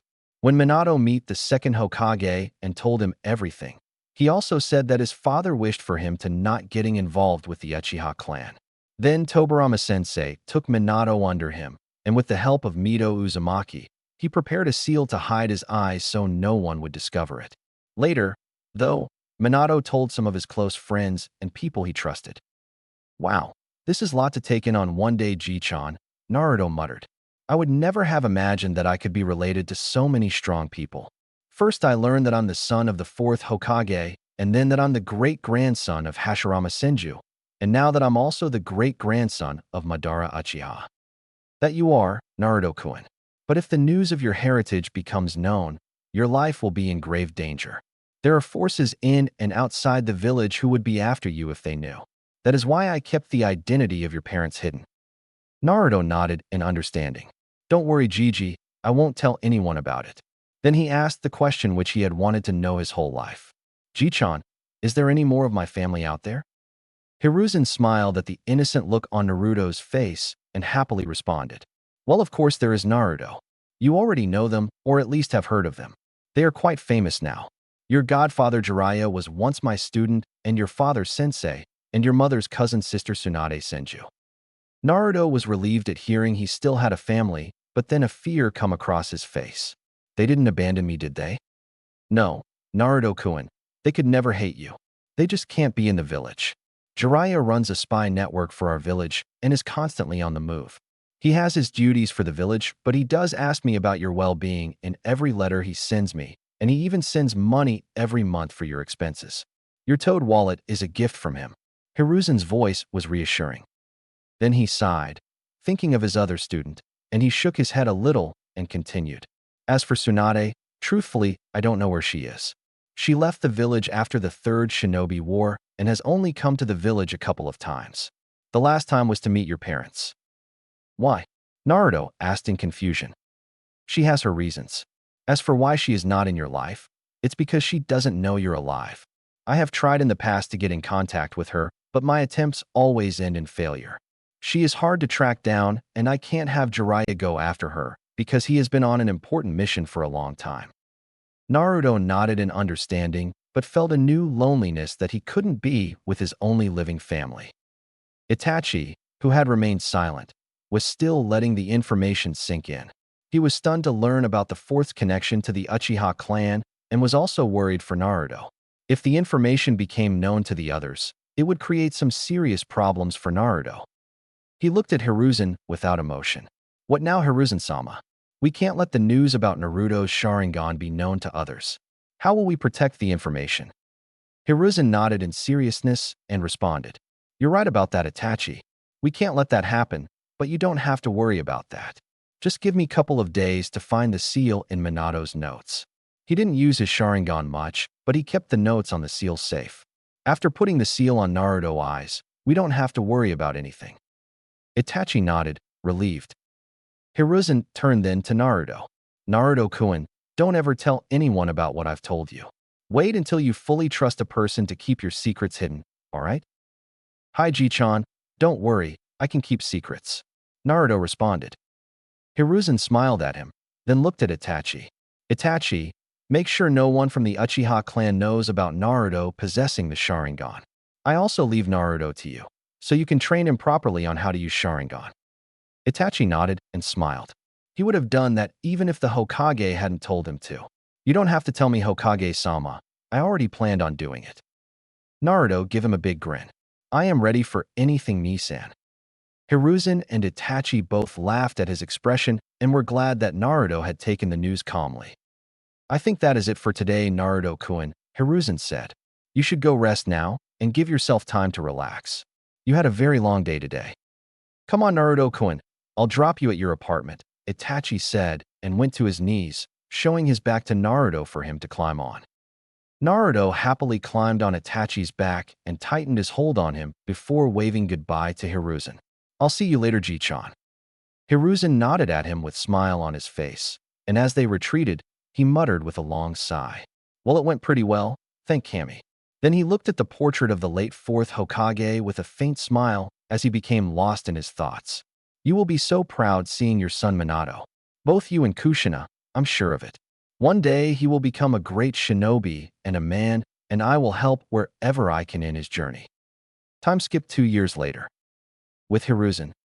Hiruzen was standing near the window staring out over the village, but his mind was elsewhere, thinking about Naruto and the decision he had made earlier in the day. Naruto had grown excellently in the past 2 years and was performing much better than students his own age. The instructors in the academy considered him a once-in-a-lifetime prodigy and compared him with the likes of Minato Namikaze and Itachi Uchiha from their academy days. The news of him possessing the Sharingan had been kept a secret. Besides himself, only Itachi and Naruto, and now Kakashi and Jiraiya, who had been later informed about it, possessed the knowledge. But that wasn't what was worrying Hiruzen right now. Now, he was thinking about the meeting regarding academy results that he had attended this evening with the elders. Flashback. Hiruzen was sitting with his old teammates and some of the instructors of the academy looking over the recent performance of the students. He was satisfied with the results of the students so far, and he looked at Danzo. "Look at Naruto Uzumaki's report card, Hiruzen," Danzo said, handing him the report card and also getting the attention of the others. Hiruzen looked at his report card, and to say he was impressed would be a little thing. Compared with Naruto's results, the other students didn't even stand in the same league. His teammate, Koharu, asked in confusion, "What's wrong, Hiruzen?" Danzo was the one who answered her. Naruto Uzumaki is again ranking at the top of his class this year, top in every subject, performing well above his age, and known to use the Jounin level Shadow Clone Jutsu. He beat a senior class student who tried to bully him and his classmates, and he's also known as the once-in-a-lifetime prodigy with the likes of Minato Namikaze and Itachi Uchiha. Hamura spoke. Shadow Clone Jutsu is a very high-level jutsu, and for him to know such a technique is pretty impressive. Yes, he is very talented, Hokage-sama, but also very kind and respectful with others and his fellow classmates. I have seen him many times helping others in class, and he never showed any arrogance in his abilities, Irika informed them proudly. He doesn't fit in at the academy anymore, Danzo said. He has shown great maturity and is very strong. I say let's graduate him early and promote him to Genin rank. The others looked at him in shock at this suggestion, but it was Irika who voiced his thoughts. But he is too young to become a shinobi. Hiruzen also nodded in agreement. Irika is right. He is too young at the moment, and the time is different from our time. We are at peace now. We don't want children to fight at such young ages. Let him enjoy his childhood before getting involved with the shinobi world. Danzo sneered at Hiruzen and his weak ideology and spoke firmly. Don't be foolish, Hiruzen. There were many shinobi who graduated at such an early age. Just look at Itachi Uchiha, and today he's an Umbu caption. If we let him continue in the academy, we're just wasting such a fine talent. Hamura and Koharu agreed with Danzo, stating that the main priority was to make their village strong and Naruto would be a fine addition in their shinobi ranks. I agree with Danzo-sama. There isn't anything left that we can teach him at the academy. It was one of the academy instructors sitting next to Irika who spoke. Hiruzen knew that Naruto was strong and could already become a Genin, but he had always hoped for him to make friends with his age group, and to be promoted with older kids could destroy his career if they didn't treat him well. He spoke after thinking carefully. I agree with you, but as you also know, Naruto is a special case. If we suddenly promote him with kids he doesn't even know that could destroy his shinobi career, and we can't have that. I have decided that instead of graduating him early, I will advance him to the final year class.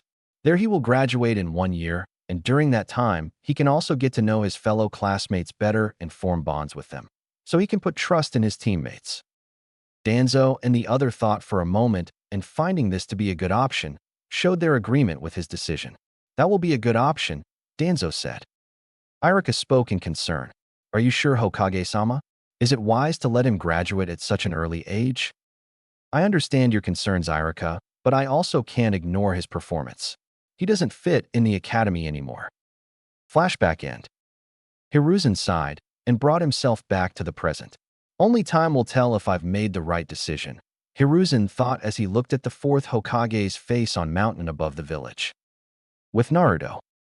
Naruto walked down the street, hands in his pockets.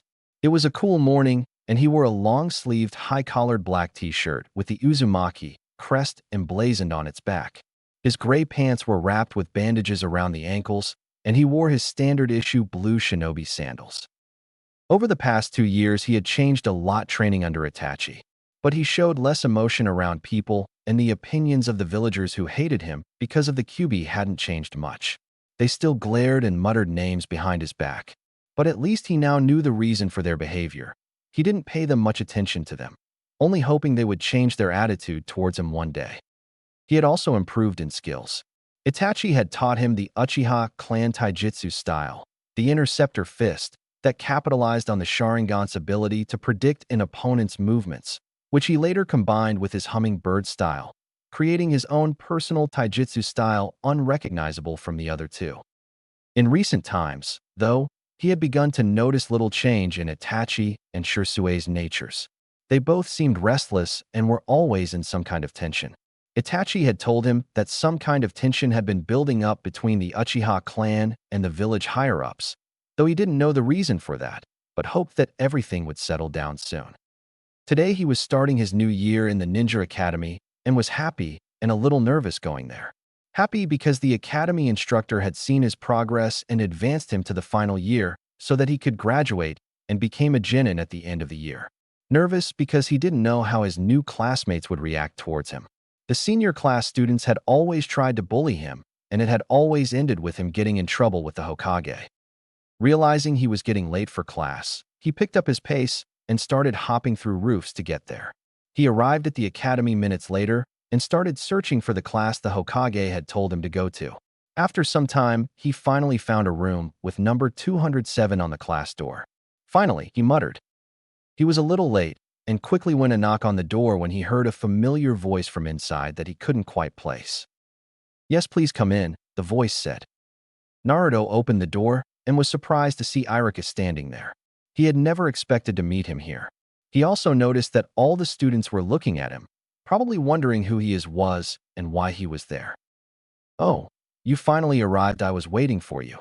Come here," Iruka said, smiling, and motioned him to come near. Apparently, the Hokage had given Iruka the final year class to teach to ensure nothing negative happened to Naruto. Naruto went over to him and faced the whole class, which was still looking at him with confusion. "He is a new student here and will be joining us from today," Iruka informed the rest of the class. Then turning towards Naruto, he said, "Why don't you introduce yourself to everyone?" Naruto nodded to him and faced the class with a stoic look and spoke. "Good morning, everyone. My name is Naruto Uzumaki, and I am looking forward to spending this year with you all." He bowed at the end. Iruka smiled at Naruto and was about to say something when someone shouted in the class, "Hey, what do you mean he's new student? He looks younger than all of us." Iruka sighed at that before responding. Yes, he was in the junior class, but because of his performance, the academy instructors with the Hokage's permission promoted him to the final year's class. "But that's so unfair, sensei. We spent so many years with those boring lectures, and he just skipped them." A brown-haired girl with red markings on her face whined from her seat. Iruka finally had enough of it and said frustratingly, "That's enough. He is here because Hokage-sama allowed him to be, so you don't have any say in. Settle down." He then looked at Naruto and spoke. "You can go and sit, Naruto." Naruto nodded and went to sit in an empty chair at the back. As he was going there, he noticed some of the students were glaring at him and some were looking at him curiously. He didn't say anything and just went to sit quietly, waiting for Iruka-sensei to start the lecture. "Okay, so before we start, I want to inform you all that as this is your last year in the academy, you will be learning some basic academy ninjutsu," Iruka informed them. When Iruka started his lecture, Naruto noticed that a couple of students were still glaring at him, and he remembered that they were the ones who had tried to bully him in the past. He paid them no mind and looked at his right, noticing a boy sitting there. The boy wore a bandana which covered his head and had a bang hanging in the middle between his eyes. He realized he didn't know anyone in the class, and then noticed that some of the students had clan symbols on their clothes. At lunchtime, Naruto sat on the school terrace looking at everyone from above. He already met his former classmates who had come to congratulate him for advancing in the academy, and now he was here alone. When he noticed some students coming over to him, he came out of his thoughts. "Hey you, what are you doing up here alone by yourself?" It was the girl from the group with brown hair and red marking on both her cheeks. Naruto looked at them, and he remembered them from his class earlier. "I was sitting here," he responded. "We're with you in the same class. Your name is Naruto Uzumaki, right?" It was the same girl who spoke. "Hi," Naruto nodded. They all smiled at him. "Well, my name is Hana Inazuka of the Inazuka clan," she said. "My name is Hate Gecko," said a boy who wore a simple outfit with a long-sleeved, red-colored haori, pants with bangles around his wrist and legs, and a bandana over his head. Naruto nodded and looked at the final member of the group. "My name is Yugao Yuzuki." She had straight, purple hair going down her shoulders, and wore a white-colored shirt with brown pants. Naruto looked at her a little longer. He had never seen anyone with that hair color, and she was really pretty. Yugao narrowed her eyes a little, noticing him looking at her hair, and she growled at him. "What are you looking at?" Naruto looked away as he was caught staring at her, but noticing that she was getting angry with him, he quickly responded. "Nothing. It's just that your hair is really pretty. I've never seen anyone like that." As he said that, Yugao just looked at him, and then looked away to hide her blush. Right after that, though, she looked at him again and decided to tease him a little. She leaned forward a little, raised a single eyebrow, and asked with an innocent look, "Hey, are you trying to hit on me, huh?" What? Naruto spoke with wide eyes and a blush on his face. "But I think you're too young, and you're even shorter than me," Yugao said as she measured her height with him and then patted his head. "And you even look a little girly to me." Hana and Hate were barely holding back their laughter at Naruto's priceless expression. Yugao herself was also barely holding back her laugh. Naruto, on the other hand, had a small blush on his face, and at the same time his eyes were also twitching listening to her comments. But he composed himself a moment later and swapped her hand from his head. "Why are you all here?" he asked, looking at her. "What? I thought you'd be interested in talking to me," Yugao said, trying to look hurt. Both Hana and Hate couldn't hold it anymore and burst out laughing. But when they both calmed down, Hana decided to save Naruto from any more embarrassment. She spoke. "That's enough." Yugao stopped teasing him. Yugao giggled in response and spoke. "Fine." She then looked at Naruto, smiled genuinely, and said, "But thanks for the compliment anyway. You're the first one ever to compliment me on my hair." "Why are you here?" Naruto asked them once again. Hate responded, "Well, we're hanging out here and noticed you sitting here alone, and we decided to introduce ourselves and get to know you a little. After all, we're in the same class, right?" Naruto nodded at him. Then Hana asked, "So what are you doing here alone? Don't you want to hang out with your friends?" Friends, he thought, looking at them. He had never had any friend in his life. Sure, he used to hang out with his former classmates, but he couldn't call them his friends. He wasn't sure he really understood the meaning of friend. "I don't think I have any friends," responded Naruto. They looked at him for a moment before Yugao spoke. "You're a little weird one, you know that?" "Hey, then why don't you join us? It'll be fun," Hana said with a big smile on her face. Naruto thought it over a little and responded, "All right, but I don't want to go anywhere at the moment, so if you guys don't mind, can we just sit here?" They all nodded, then started talking. "You know, Naruto, we don't know anything about you other than your name," Hate spoke. "Well, what do you want to know about?" Naruto asked. "Well, just a little about yourself, what you like, and your dreams for the future," Hana responded. Naruto thought it over before he said, "I like ramen from Ichiraku. I hate when people judge others without knowing them, and as for my aim in life, I want to become the Hokage and surpass one particular person." Impressed looks crossed their faces, but they didn't ask him who he wanted to surpass. "Man, you really have big dreams in your life," Hate said. "Dreams don't really come true. They're just wishful thinking, nothing more. But what I have is a goal which I will achieve one day," Naruto responded confidently. They smiled at him. "You must be strong. Already in the final year this early. I bet your parents must be really proud of you," Yugao said. Suddenly, a sad expression came on Naruto's face, and he looked away, not wanting them to see.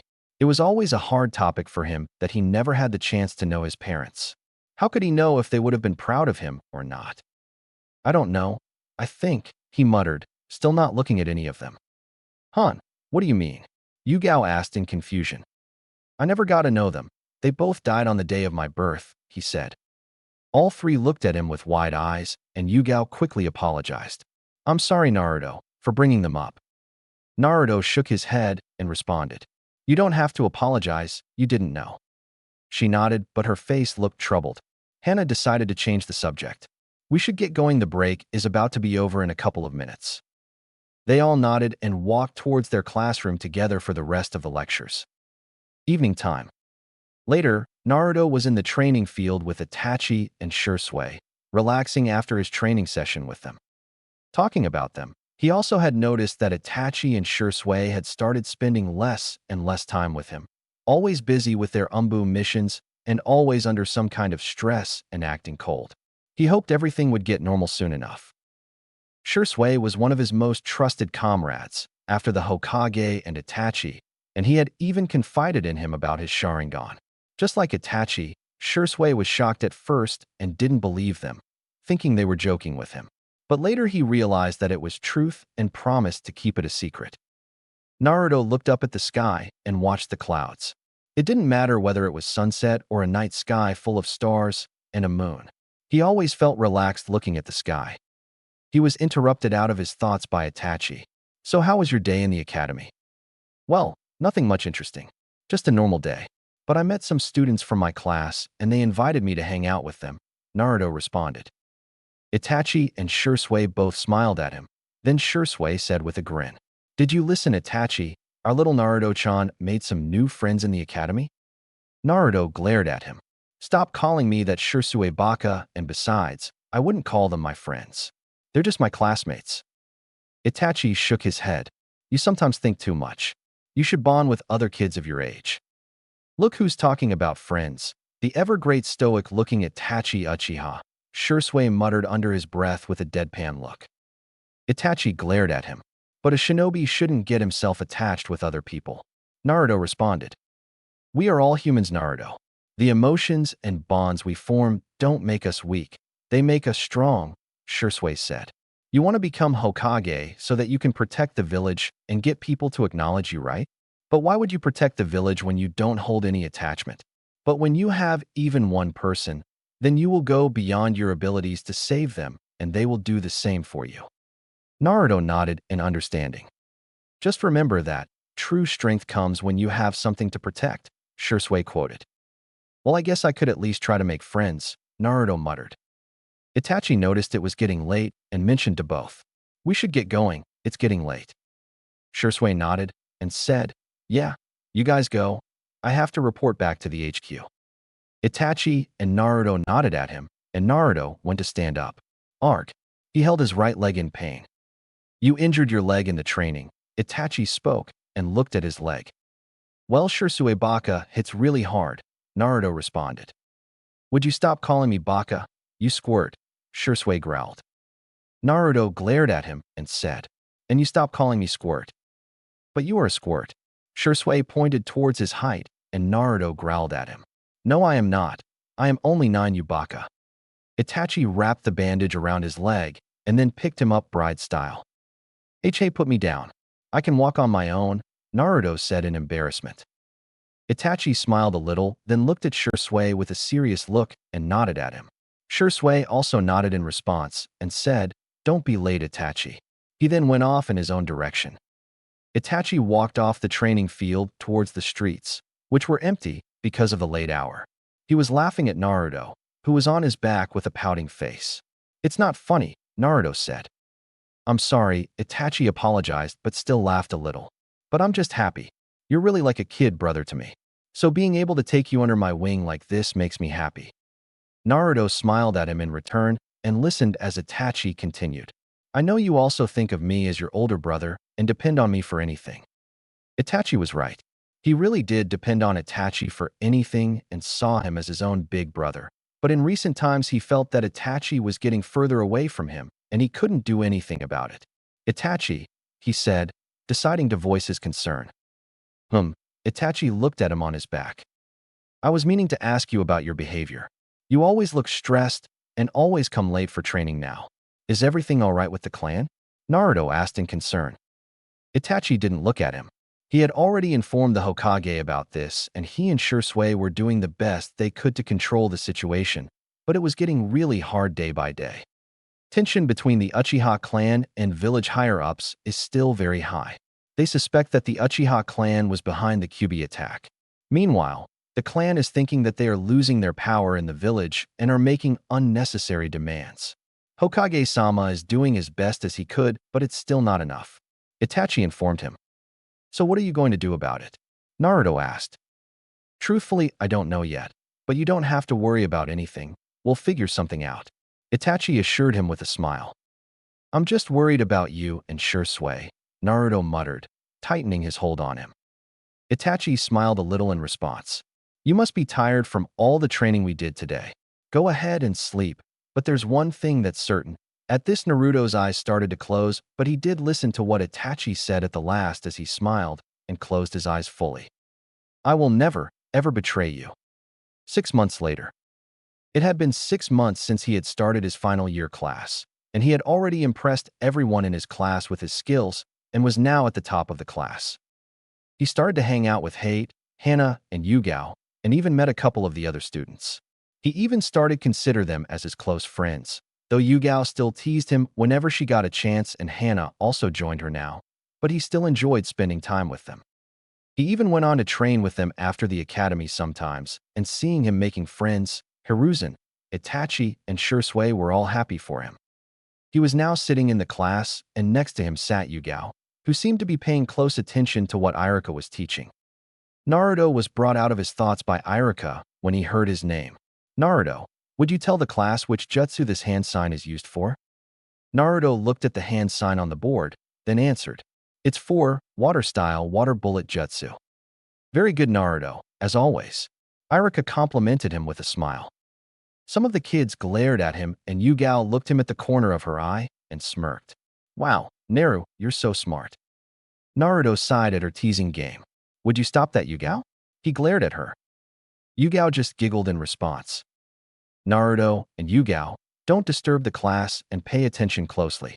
Iruka scolded them. They both apologized to him and went on listening to him. After some time, the class ended and Iruka called out to everyone. Well, now we have physical class and we are going out for some one-on-one fights. Iruka then took everyone towards the training ground and motioned them to stand in a straight line.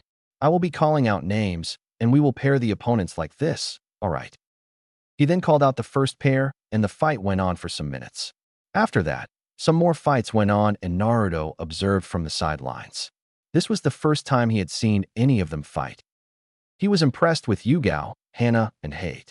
As they beat their opponents, he congratulated them on their performance. He wondered if the other students were interested in seeing him fight. Finally, it was his turn as Iruka called him forward with another student. The other students were muttering amongst themselves about how he would do against last year's topper, but he ignored them as he stepped in the circle and looked at his opponent, waiting for Iruka to start the match. They both made the confrontation seal with their hand. Both fighters ready. They both nodded. Hajime. Iruka started the fight. Naruto's opponent wasted no time in attacking him and went to punch. Naruto quickly sidestepped so the punch would miss him and continued to block and dodge the attacks. Soon, his opponent started to get frustrated and lose his concentration as match dragged on. With every attack, Naruto would either block his punch or dodge his attacks. Naruto could read his opponent's attacks clearly. He wasn't using the Sharingan, but still could see it clearly because of regular training with Itachi and Shursui. Suddenly, taking advantage of his opponent's lack of concentration, he went under his defense and kicked him hard in the stomach, sending him staggering back. He then pushed him down and held a punch in front of his face. All the present students looked on with wide eyes. Even his friends were looking at him in shock. Iruka himself looked impressed. Winner Naruto, Uzumaki. Then Naruto and his opponent offered each other the reconciliation seal in respect. Naruto went over to stand with the other students, but just as he came to a stop, Hana held him in a headlock and messed his hair as she teased him. Hey, look, Yugao. Our little Naru is such a prodigy. Yeah, I didn't know our Naru was so strong. Yugao spoke and looked at Naruto with an innocent look. You're not going to force us to call you Naruto-sama from now on, are you, Naru? The other students were looking at their interaction with amusement, and Iruka himself seemed to be holding his laugh. Naruto, on the other hand, was getting embarrassed by all the attention he was getting. He released himself from Hana's hold. Get off me, woman, and glared at both of them. The others laughed at his embarrassment, and he tried to hide his face from them. Finally, Iruka decided to stop this. All right, that enough, everyone. Unknown to Naruto, though, was that someone else was looking at him from the terrace and was smiling happily at his interaction with his fellow classmates. Itachi smiled sadly and gave him a last glance before disappearing in the wind. Naruto looked towards the terrace, suddenly feeling that someone was watching him from up there. But seeing nothing, he assumed it was only his imagination as he followed the others towards the classroom. That night, Naruto was in his apartment lying on the bed. He was thinking over his day, but he couldn't shake the feeling that something very bad was going to happen. Even Itachi and Shursui hadn't come to the training ground today. But thinking about it, he realized he hadn't really seen Shursui for a week, and he had only met Itachi a couple of times during the week. He heard a knocking sound on his window and immediately pulled a kunai, but soon relaxed when he noticed that it was a crow. He only knew two people who used crows. He went to open the window, and the crow quickly came inside and circled around a bit before it was followed by more crows, until they all seemed to merge and Itachi formed in his room. Naruto's eyes widened in shock. Itachi was in his umbu uniform, but it was the amount of blood covering him and his clothes that caused the shock. What happened, Itachi? What is all this about? He then noticed the tears marking Itachi's cheeks. Itachi first went toward the window and closed it, then turned towards Naruto, who was still looking at him with a shocked expression. Calm down, Naruto-kun. What's going on, Itachi? Why are you here like this? What happened? Naruto asked hurriedly. Itachi smiled at him a little. I come here to see you. Naruto noticed his smile and knew it was fake. Why?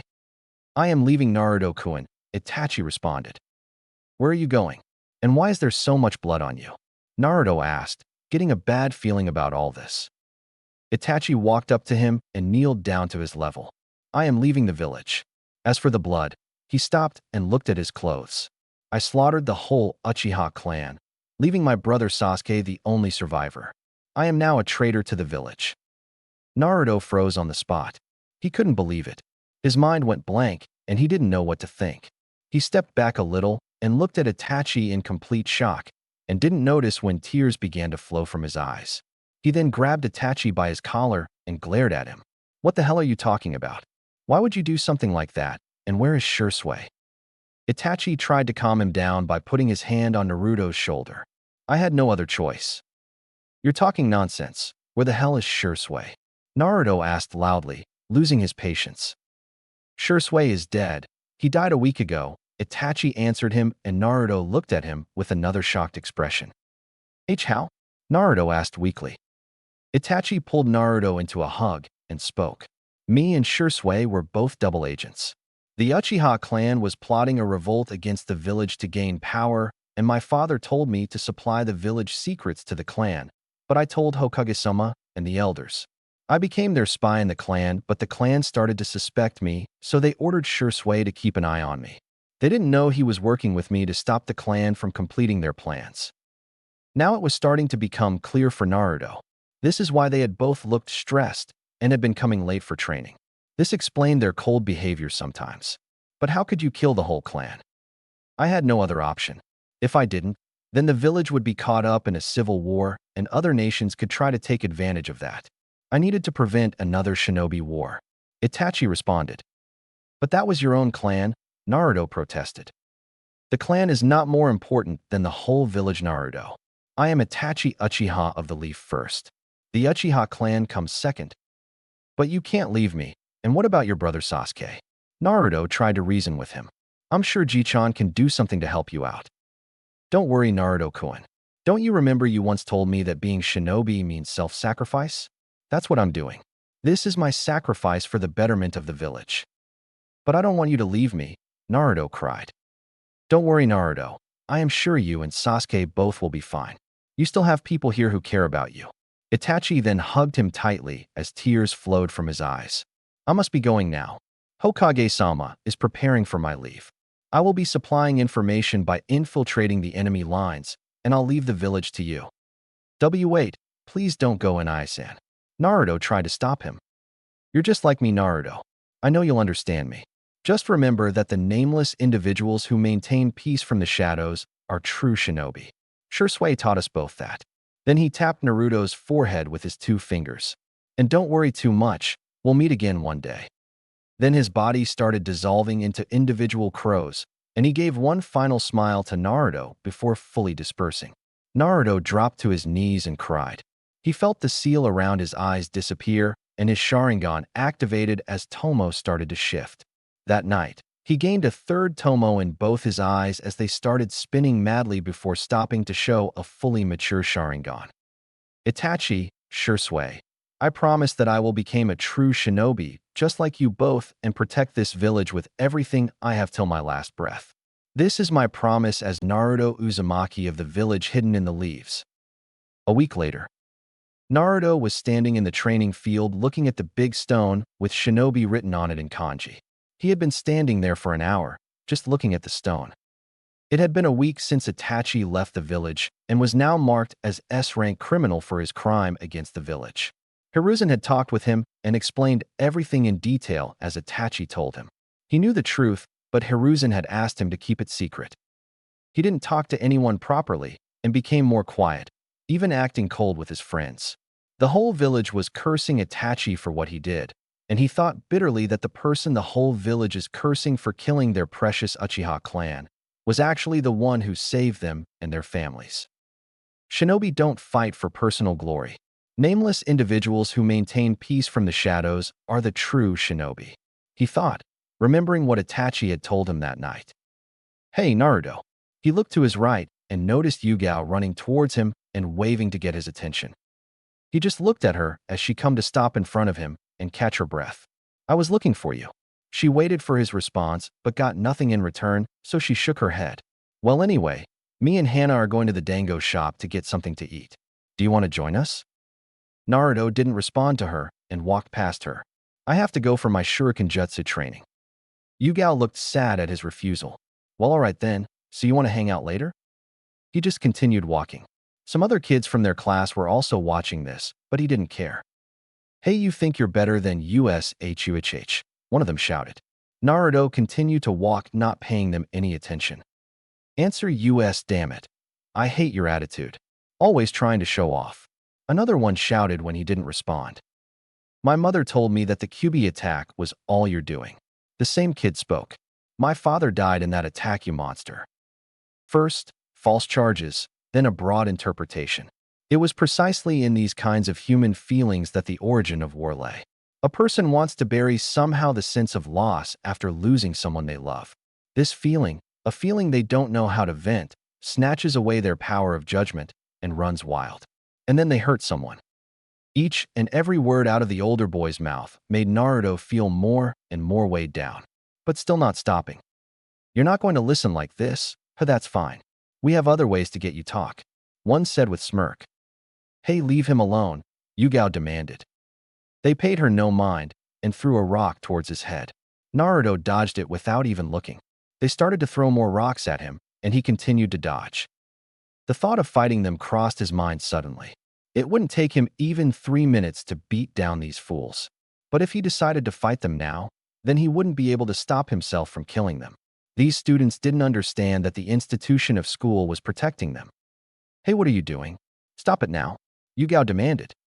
Don't worry, we're just playing here, and he's a tough guy. He can handle it, one of them responded calmly. Naruto suddenly turned around, jumped and caught the rock in his hand, then threw it back at them, deflecting all the rocks they had hurled mid-air and hitting the final rock from the hand of the kid in front. They all looked at him with shocked expressions and didn't say anything. Naruto then turned around and walked off the field. Please, talk to me, Naru, Yugao thought with a concerned look. Time skip, graduation day. It was finally the day they were going to graduate the academy and became genin. They were all sitting in the class talking with each other to pass the time, while waiting as Irika began calling students one by one for the ninjutsu exam. They had already finished with the written test and shuriken and kunai throwing, and now it was time for the ninjutsu part. Naruto was sitting alone at the corner bench next to the window waiting for his chance. He was looking out of the window and not paying attention and showing not the least bit of worry about the exams. He was fully confident with himself to pass the exam without much effort. His friends were talking among themselves and looking at Naruto from the corners of their eyes time to time. His behavior hadn't changed much, and his friends still didn't know the reason, as Naruto kept his personal life to himself and hadn't shared with anyone. He didn't even talk to them much anymore and had started spending less and less time with them by training alone. Hey, Broody-kun, are you ready for the ninjutsu portion of the exam? Hana asked Naruto playfully. Naruto looked at her, not liking being called Broody, and responded, Hana, would you please stop calling me that? Yugao and Hana both giggled at his response, as they still teased him whenever they got a chance. I would if you would at least try to be more open and talk with us. We're your friends, after all, Hana stated to him with a smile. I am talking to you guys, Naruto responded. Really? Yugao asked with a deadpan expression on her face. She then shook her head and asked, Anyway, are you ready for the ninjutsu part? Naruto nodded. I am ready. I'm not going to fail, that's for sure. I think you shouldn't be talking about failing the exam, Naruto. As far the results show, you were top in everything, Hate pointed out. Yugao put her head on the desk in depression. Who would have thought that a kid younger than us would show up out of nowhere and outrank us all? I hate you so much, Naru, she muttered. Naruto responded calmly. Instead of showing your hate towards me, you should have spent more time in your training. Yugao glared at him for his response and muttered, Smartass. Naruto just shook his head at her. He looked at the door as it opened and in walked one of the student with leaf headband in his hand, showing that he had passed the exam. He looked at Naruto and said, It's your turn, Naruto. Naruto just nodded at him and stood up to go, but before he could walk, a hand grabbed his wrist to stop him. He looked at Yugao, who held his wrist. She smiled at him and said, All the best, Naruto. Both Hana and Hate also nodded at him with smiles. He freed his hand from Yugao's hold and muttered thanks and walked off. He arrived in the class where Irika sat with a couple more instructors. He came and stood in front of them. Good, you're here, Naruto, Irika greeted him with a smile before continuing. Now for the final part, you need to perform 3 techniques. First, let's start with substitution jutsu. Naruto nodded before channeling chakra to perform the jutsu. He substituted himself with a nearby chair, then subsided back again to his standing place. The instructors nodded with satisfaction and Irika said, Good. Now, transformation jutsu. Naruto made the hand seal and muttered, Transform. Soon smoke covered him before it cleared and showed the 3rd Hokage instead of him. Irika examined him and nodded in satisfaction with his perfect jutsu. Then Irika spoke. Very good, Naruto. As for the next jutsu, I already know you can perform this jutsu, but you still have to show me just for the formalities, so just make clone of yourself. Naruto made a cross-hand seal and called out the jutsu name, Shadow Clone Jutsu, and made 6 perfect-looking clones of himself. The instructors all looked impressed at his performance, and Irika smiled at him proudly. Congratulations, Naruto. You passed the exam with flying colors. Here's your headband. Wear it with pride. Naruto smiled at him before accepting the headband and tied it on his forehead. He then bowed to them in respect and spoke. Thank you, Sensei. They smiled and nodded to him, and Naruto exited the class happily. He arrived back in his class and went towards his seat. When his friends noticed his leaf headband, they smiled happily and congratulated him for passing the exam and started talking among themselves. After some time, Irika walked in the class and told everyone to settle down so he could speak. Congratulations, everyone, on passing the exam and becoming genin, but this is just the start of your career, so I wish you best of luck. And one more thing I would like to announce is that we had many good performances this year, but there was one student to surpass all the other performances and come on top. They listened to him closely. The Rookie of the Year is Naruto Uzumaki. The class looked at Naruto in shock. He was younger than them and had arrived just a year ago in the class, and yet he outclassed them all by becoming the Rookie of the Year. His friends also looked at him, but Naruto just sat calmly. He knew it was just the start and that he would face far stronger tasks in the future. The graduation exams were over, and Naruto was waiting for class to start for the last time. Sitting at his usual place beside the window, he looked much the same as he always had, but he now wore the sword on his back that Itachi had gifted him, along with fingerless gloves and 2 kunai holsters attached to the back of his waist. Today was the day they would be put in teams and assigned to Jounin Sensei, and he hoped that whichever team he was put on wouldn't slow him down. Good morning, Naruto. Naruto turned and saw his friends settling down beside him. He nodded to them and noticed both Yugao and Hate also wore swords on their backs. I never knew that you both were interested in Kenjutsu. You never mentioned it before. You never asked, Yugao responded straightly. We both train with each other because we both want to become Kenjutsu specialists. Naruto raised an eyebrow at her, but then shrugged it off. Everybody had their own secrets. After all, he himself had kept almost everything about himself a secret from them. He also noticed Hana, but this time she was not alone. 3 dogs walked beside her. He had never seen them before, but knew the Inuzuka clan worked with ninja dogs as their partners. Hana noticed him looking at her companions and introduced them to him. You don't know my partners, Naruto-kun, since you've never been to my house. These are the 3 Himura brothers. Naruto just nodded at her and her companions. When he didn't say anything, Yugao's eyes started to twitch and she bonked him over his head with her fist. You idiot, don't just sit there. Introduce yourself to them. She spoke in annoyance. Naruto rubbed his head where she had hit him and muttered under his breath. You don't have to hit me for that. But he shut up when Yugao narrowed her eyes and began to look mad. He then quickly looked at the triplets and introduced himself, not wanting to get her more angry. Hello, my name is Naruto Uzumaki, and I am friends with Hana. The triplets barked at him happily and jumped at him, licking his face in response. Naruto's friends laughed seeing this. Look, they already like you, Naruto, Hana said. Naruto smiled at them and rubbed their heads softly with his hand. Their attention turned towards the door, then as Irika walked in with some files in his hand. By this time, everyone had arrived and were sitting talking with each other. Good morning, everyone, Irika said. It's good to see you all once again. This is our last day together in the academy as you all are genin now and will be put in selected teams. But before announcing your teams, I would like to say something to you all. He stopped for a moment and looked at everyone. You're only genin, so don't get big heads. Train hard from now because this is just a start.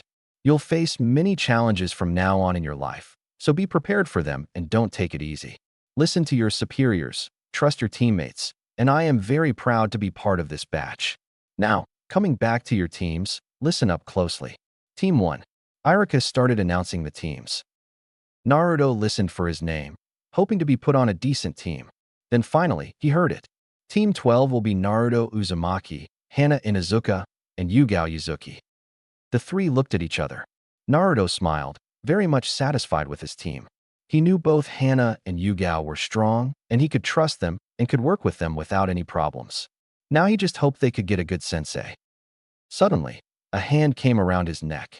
He looked at his right and noticed Yugao with that look on her face which he had gotten so used to. She moved closer to him and spoke with a big smile. See, Naru, even destiny couldn't keep us apart. Naruto blushed at this and muttered under his breath. Why me? Apparently, he was still going to be tortured by both Yugao and Hana. They still didn't know when to stop. Now you all have to wait here until your assigned squad leaders come to pick you up, Irika said when he had finished announcing the teams. And once again, good luck everyone. I wish you all a successful career ahead. With that, Irika collected his things and left the class. While they were waiting, Naruto turned towards Hate. Which team were you put on? I didn't hear.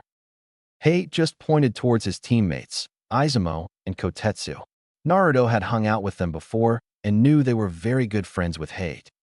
Izumo, Kotetsu, it's good to see you guys again, Naruto said, greeting them.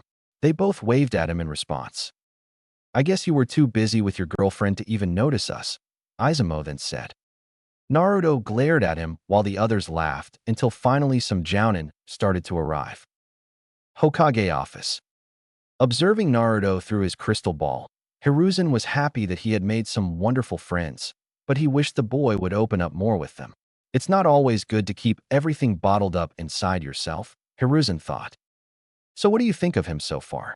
Hiruzen asked the jounin who stood beside him. As you said, he doesn't talk much, but he still formed a close relationship with his friends. He doesn't trust people very fast, but he is very observant and is very intelligent. I believe he's always thinking 2 steps ahead, Hiruzen said. That has to be expected, the jounin commented. You don't get promoted through your academy years with an ordinary performance. Hiruzen nodded. I expect you to take care of him. That's the least I could do for him, the jounin said. His father was a very dear friend of mine. I may not have been able to be there for him in his childhood, but now I'll be there as his sensei to guide him. You'll have a difficult task ahead of you, Hiruzen then said. Perhaps, but now at least I can get that troublesome woman off my back, the jounin muttered. Then speaking more loudly, but if that's all Hokage-sama, I think I should get going to meet them. Hiruzen shook his head as his best jounin gave a casual wave and walked out of the office. Did every top shinobi have to be so weird? With that thought, he pulled out an orange-covered book and opened it to where he had left off, reading and giggling at the same time. Where the hell is our sensei? We're the only ones left here, Hannah said in annoyance. He'll get here, Hannah. Be patient, it's not that late, Yugao responded. A couple of minutes later, the class door opened, and a shinobi wearing the Konoha standard issue jounin uniform walked in. He had dark hair tied up into a spiky ponytail, dark eyes, and a goatee. But his most noticeable features were two scars on the right side of his face. The three genin looked at him in astonishment. Team 12, the jounin said. It was more of a statement than a question. They nodded. I'm your sensei. Follow me. He then exited the room, and the three genin quickly followed him. Training field. When they arrived on the training field, their new sensei ordered them to sit down.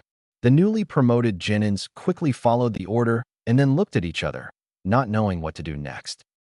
AHM, now what, sensei? Hannah asked. Why don't we start with our introductions so we can get to know each other, he said, his voice slightly annoyed. We already know each other, sensei.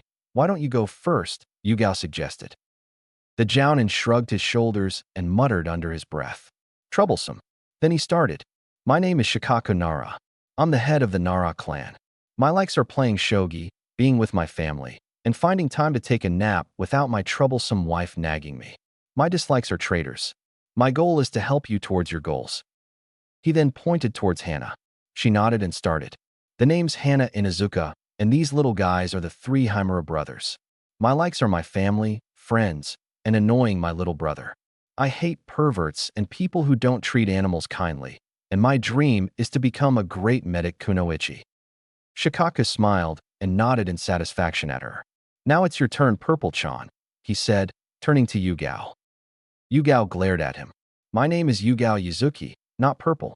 My likes are my friends and training in Kenjutsu. I also hate perverts, rapists, and Naruto's broody face. Naruto glared at her as she continued. My dream is to become a Kenjutsu specialist and a respected kunoichi. Now you go, Blondie, Shikaku said to the last member of his squad, who simply nodded in return. My name is Naruto Uzumaki. I don't have any particular likes or dislikes, and my dream is to surpass all the previous Hokage and protect the Leaf Village and its will of fire and to live up to my ancestors' names. He spoke in a rush. Both Hannah and Yugao looked at him in confusion at the mention of his ancestors. All they knew was that he had grown up in an orphanage. He never talked about himself with them even though they were friends, and they always felt upset that he didn't seem to trust them well enough to share anything personal. Shikaku also narrowed his eyes a little. He knows about his heritage. Hokage-sama never told me anything about that. He then grabbed his students' attention again. Well, it's good you all have your ambitions and are serious about your ninja careers, but before you guys call yourself ninja, you have to pass my special test. If you fail, you'll be sent back to the academy for one more year. But we already passed the genin exam in the academy. Why do we have to do an exam again? Yugao asked. Shikaku chuckled at her question and responded. You really believe that just by giving some answers on paper and doing a couple of low-level jutsu that you're ready to become genin? That's just to select the candidates who have potential to be genin. It's your jounin sensei who will decide if you will become a genin or not. So what do we have to do now to become a genin? Naruto asked with narrowed eyes. Hannah and Yugao also nodded. Shikaku folded his arms and spoke in a lazy tone. Coming on to that part, as you see, I really don't want to be a sensei and babysit you guys. It's way too troublesome for me. His new students looked at him in shock. But I can't just send you back. So we will fight here, and whoever impresses me well enough will stay on as my apprentice. The other two will go back to the academy. This shocked them even more. Was he asking them to betray each other? What? You can't do that. You can't just simply play with other people's careers just because you're too lazy to handle your responsibilities. Hannah said angrily. Of course I can. I can't lose my reputation because of you. So I'll just pick out the best one. Shikaku smirked. I won't do it. Yugao muttered under her breath and looked down. Shikaku raised an eyebrow. Did you say something, Purple-chan? I said, I will not fight you just for your amusement. She shouted as tears fell from her eyes. I won't compete with my teammates just so that I can be your student. I will gladly go back to the academy for one more year rather than have you as my sensei. Both Hana and Naruto looked at her in surprise. Naruto had never seen her cry before. Shikaku responded with a shrug of his shoulders. Well, that means less work for me. Now I only have two to select from. Go to hell. Hana shouted this time with a glare. I also don't want to be on your team. Then it's decided. Naruto, you'll be my apprentice, and we'll be a two-man team from now on. Shikaku pointed towards both the girls. You two will be going back to the academy. Thanks for making it easier for me. They both glared at him with hate, and then looked at Naruto. He was just sitting with his eyes closed, not paying them any attention. With expressions of disappointment, they gave one final glance towards Naruto before standing up to leave. I am sorry, Naruto said finally. They both stopped and looked at him. His eyes were closed, and it appeared that he was talking to them. They both smiled a little sadly, but before they could say anything, Naruto opened his eyes. I'm sorry, sensei, but I can't leave them like this, he said. I never knew my family and never had any friends before I joined the academy. I was always alone, but when I joined the academy and met them, I slowly started to consider them as my friends. I don't have anything other than them in my life, and for me, they're my family. From the shocked expressions on the girls' faces, they probably never expected him to say something like that. Smiles slowly appeared on their faces. One thing I learned in my life is to always cherish my friends, and what you're asking me is to just leave them behind for my own benefits. I can't do that. I'm sorry, sensei, but that is against my morals. I will go back to the academy with them. He bowed at the end and turned to leave. Shikaku, who had appeared shocked, now tried to mask his happy expression behind his lazy attitude and muttered, "What a drag this is turning out to be." He shook his head. So if this is your final decision, I will give you one more chance to think it over again. I don't have to think more about it. My decision is final, Naruto said, and the three friends turned to leave. All right, come back you three. You all pass, even though it is troublesome. Shikaka spoke with smile. The three genin turned around and looked at him in confusion, but not without a little hope in their eyes. What do you mean, sensei? Yugao asked. Why do I have to repeat myself again? He muttered quietly before answering. What I mean is that you all pass, and we're officially a team now. But how did we pass? I don't understand. We didn't do anything. Hana spoke in confusion. Your decision to stand with your teammates and not abandon them for your benefit is the reason you pass. Konoha village believes in teamwork, and it's because of that we are one of the strongest villages in the elemental nations. I myself belong to the team Inoshikacho, which is famous and feared for its teamwork. I know the importance of teamwork, Shikaku explained. Aren't we supposed to fight you to show you our teamwork? Naruto asked. Shikaku shrugged his shoulders before responding. It's no good. I believe that the teamwork develops with time. You can't just start working with each other in one day, but I wanted to see what your thoughts are about your teammates and if you'd be able to work together in the future. Also, fighting you all will be too troublesome. This gained a sweat drop from the three genin. He's not joking about that. He really is lazy, Hana whispered to Yugao and Naruto. So we really passed then, for real? Yugao asked. Why do you guys keep asking the same thing again and again? You pass already, but if you still want to go back to the academy, I can arrange that easily. Shikaku responded tiredly. Both Yugao and Hana smiled and high-fived each other. Then Yugao turned to Naruto and put an arm around his shoulders. I never doubted that you cared about your Yugao-chan, Naru, so don't worry, I will never leave you, she said with smirk. Naruto blushed a little and pushed her away. Back off, pervert, and don't come near me. Yugao's face went bright red from embarrassment as she pointed her finger at him. I'm not a pervert. Don't call me that. Then stop touching me and keep your distance. Naruto responded. But didn't you say that you care about me? She asked with an innocent face. I never said anything like that, Naruto said. You did. I heard it clearly. She then turned to Shikaku, who was watching the scene with amusement. You also heard him say that in that amazing speech of his, right, sensei? I don't think he said anything like that, Shikaku said. Huh. If you didn't, then you didn't listen clearly, she said with a glare. She then turned back to Naruto and said with a smile. Don't worry, Naru. I heard you clearly, so you don't have to be shy in front of me. Naruto didn't know how to respond to her teasing, so he just folded his hands and snorted. HNN, and looked away. As this was happening, Hana and Shikaku watched with amusement from the side. Hana turned to Shikaku and said, You should get used to this from now on, sensei, because this is an everyday thing with those two. Troublesome, was his only response. Seeing they were not stopping, though, he decided to step in. All right, that's enough, you two. We are now officially a team. But we won't be getting a mission until tomorrow, so you want to go for some barbecue to celebrate? The three genin nodded at him happily, but before they could move, Shikaku called them once again. You both go ahead.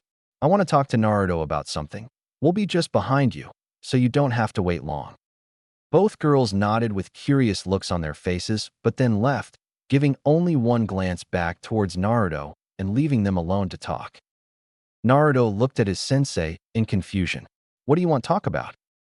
Shikaku stared at him for a little longer. The things you said about your teammates were very admirable.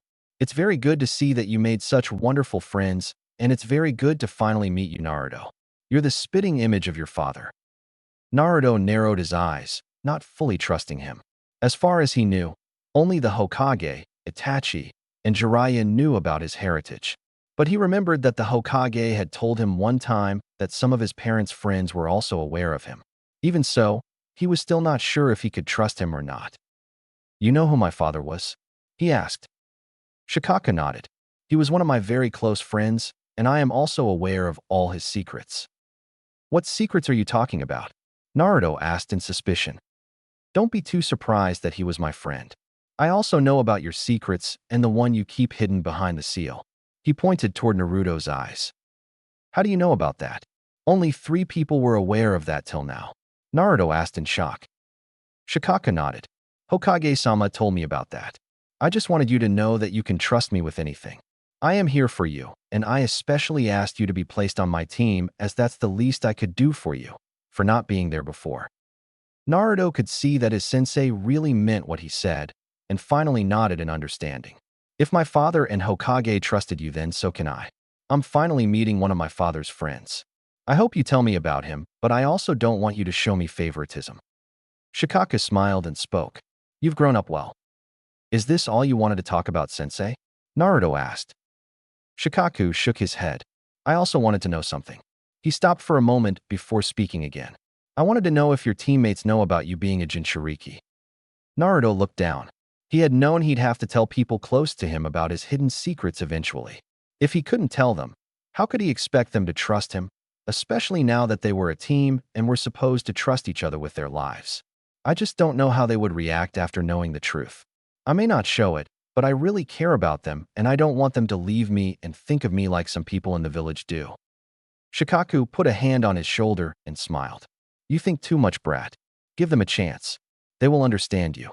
I've seen it today that they were both ready to go back to the academy, so you could pass. Your teammates genuinely care about you, so don't you think they deserve to know about you? Naruto kept silent for a minute, wondering if he could really tell them. I'll think about it. Shikaku nodded and spoke lazily.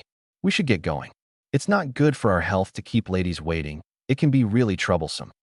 Naruto laughed a little at his sensei's comment, but said nothing.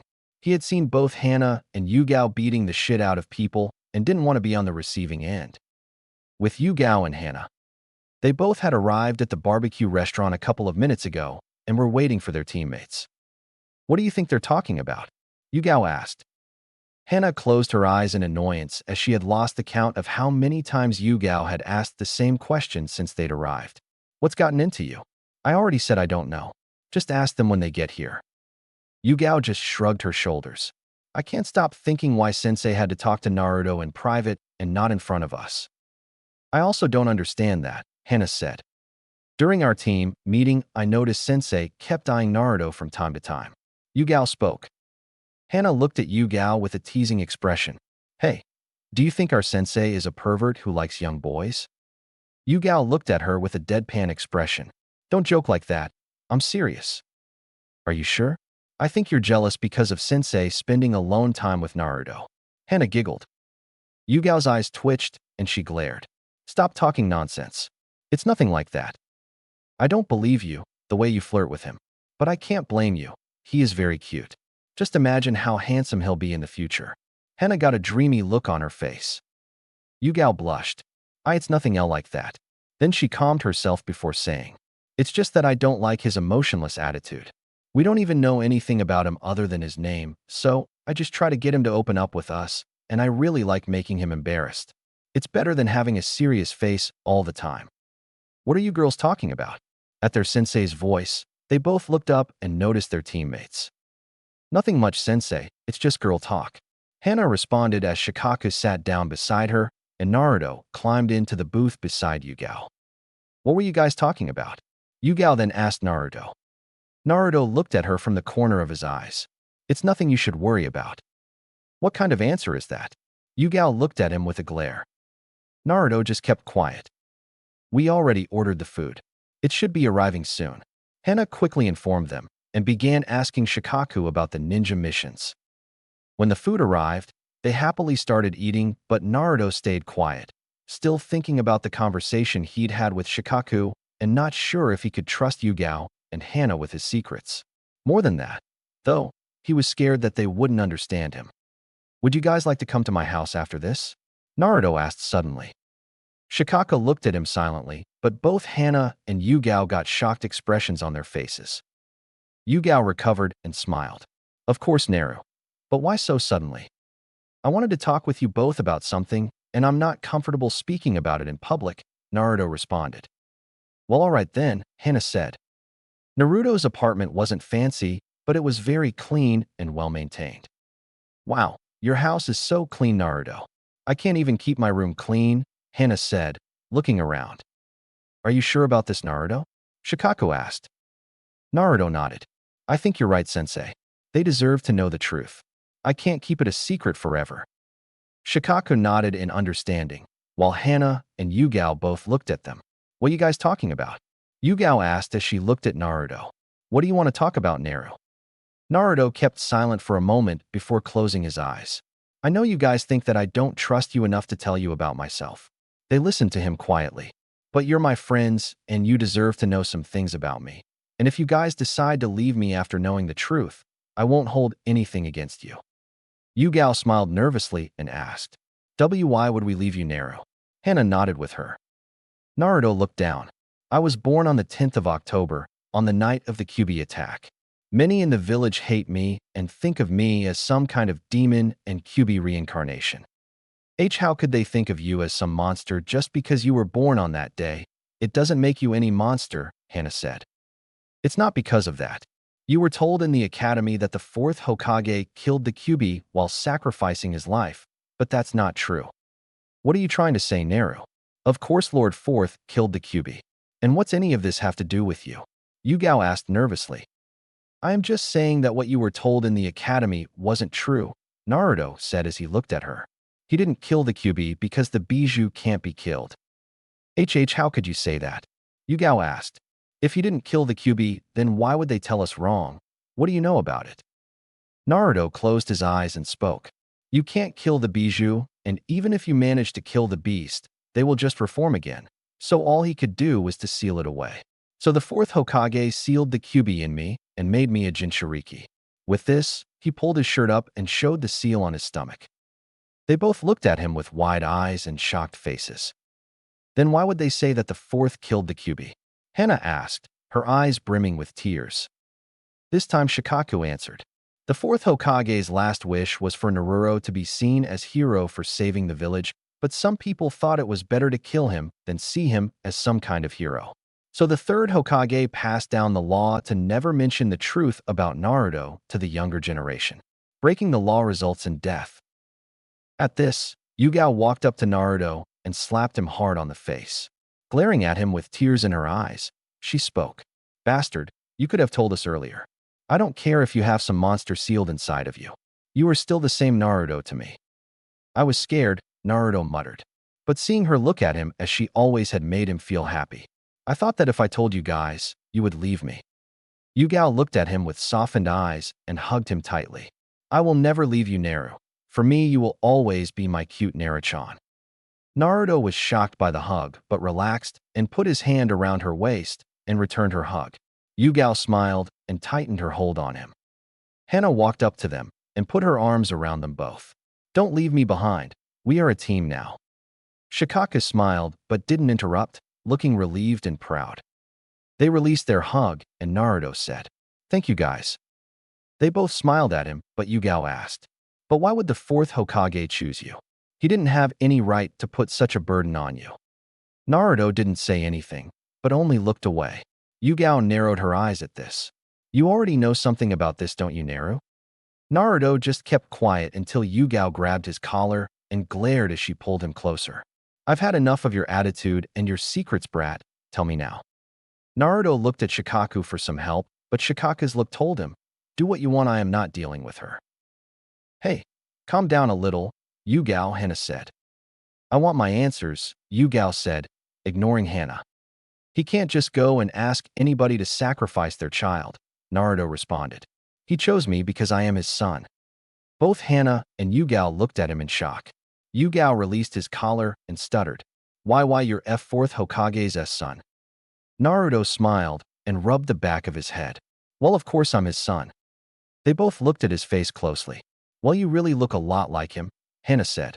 Then she turned towards Shikaku and asked, seeing your reaction on this, does that mean that you're already aware of this, sensei? He nodded with a long sigh. I was aware of it from the start. His father was a very good friend of mine. Wow, Yugao said, inspecting his face closely. You really do look like the fourth, but I am not going to call you Naruto-sama. Naruto chuckled. I don't want you to address me like that just because of my father. Yugao smiled at him. That smile really looks good on you, Naru. Please smile a lot. Naruto looked away with a blush, not knowing if she was teasing him again or saying genuinely. It's good to see that you've taken the news so well, but keep in mind that you can't talk about it with other people. Those were all village secrets, and I should say everything related to Naruto is a matter of village security, so be careful. Shikaku's words got their attention. And I was going to tell my mother that I'm on the same team with 4th Hokage's son, Hana muttered. Shikaku looked at her. I don't think you have to tell her anything. She's already aware of his heritage. How does she know? Hana asked in shock. Most of the clan heads are aware of his parents' identities. We were all friends coming from the same class, and his mother was on the same team with your mother and a very good friend. Shikaku informed them. Really? Hana spoke in excitement. So that's why she's always keep telling me to invite Naruto to our home. Well, that's enough for today, Shikaku said. I'm going now. I expect you guys to be ready tomorrow for your first team assignment. He waved goodbye as he walked out the door. I should also get going. I have pick up my little brother from the academy, Hana said, leaving Naruto and Yugao. Yugao looked at Naruto. Sue, I don't have anything to do. You want to go out for a walk? I don't see anything wrong with that, Naruto responded with a shrug. With Team 12. It was another beautiful morning in Konoha'S, and the newly formed Team 12 members waited at the training ground for their lazy sensei to arrive. Today would be their first mission as genin. Hana and Yugao were talking excitedly with each other and speculating about what kind of mission they would get, but Naruto stood quietly, his eyes closed, enjoying the morning sun on his face. After relieving such a heavy burden the day before when he had revealed one of his secrets to his teammates, he felt relaxed and lucky to have met people like them.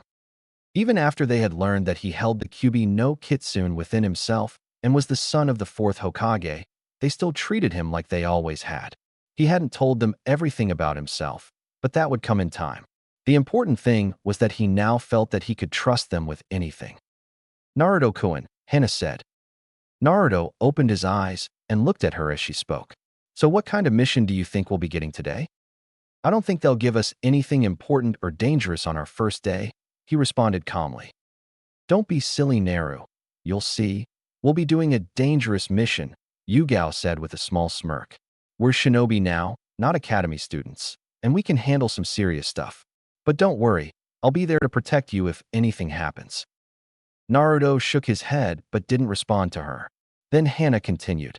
You know, Naruto-kun, I had a talk last night with my mother. What does that have to do with me? Naruto asked her. Hana narrowed her eyes at him playfully. You still kept a lot of things hidden from us yesterday. Yugao looked at her with a confused expression. What things are you talking about? Naruto asked. I talked about what you told us yesterday and asked a bit about your mother, Kushina Uzumaki, and my mother told me that she was the granddaughter of the first Hokage Hashirama Senju, Hana said. That makes you his great-grandson. What? Yugao said in shock and looked at Naruto. Why you're also related to the first Hokage? I don't think that's anything important, so I didn't mention it, Naruto responded calmly. Hana looked at him with a smile.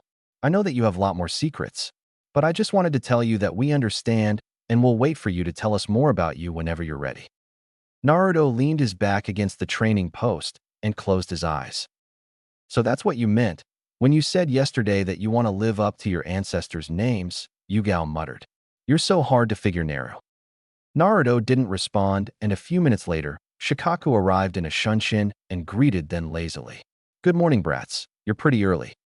At least you could show some excitement, sensei, Yugao muttered in annoyance. We're going on our first ever mission today. Troublesome, he said in reply with the shrug of his shoulders. Anyway, let's get going. We have a long day ahead of us. Mission Office. Team 12 reporting for duty, sir. Shikaku spoke, coming to stand with his team in front of the Hokage, who was sitting with his advisors. He was really looking forward to this and couldn't wait to see the reaction of his genins, as during the whole walk Hana and Yugao had only talked about how they were going to fight some enemy shinobi or guard some important person. Oh, how he was going to love those shocked faces when they came to reality. Team 12, so you guys are here for your first mission today. The Hokage looked at each one in turn and settled on Naruto with a smile. But before that, I would like to have a talk with you both. The Hokage looked at the girls seriously, getting their full attention. Your sensei told me that Naruto shared some of his secrets with you, and I am very proud of you both on how you handled the news. I also hope that you will not mistreat his trust in you, and will keep it a secret from others. We understand, Hokage-sama.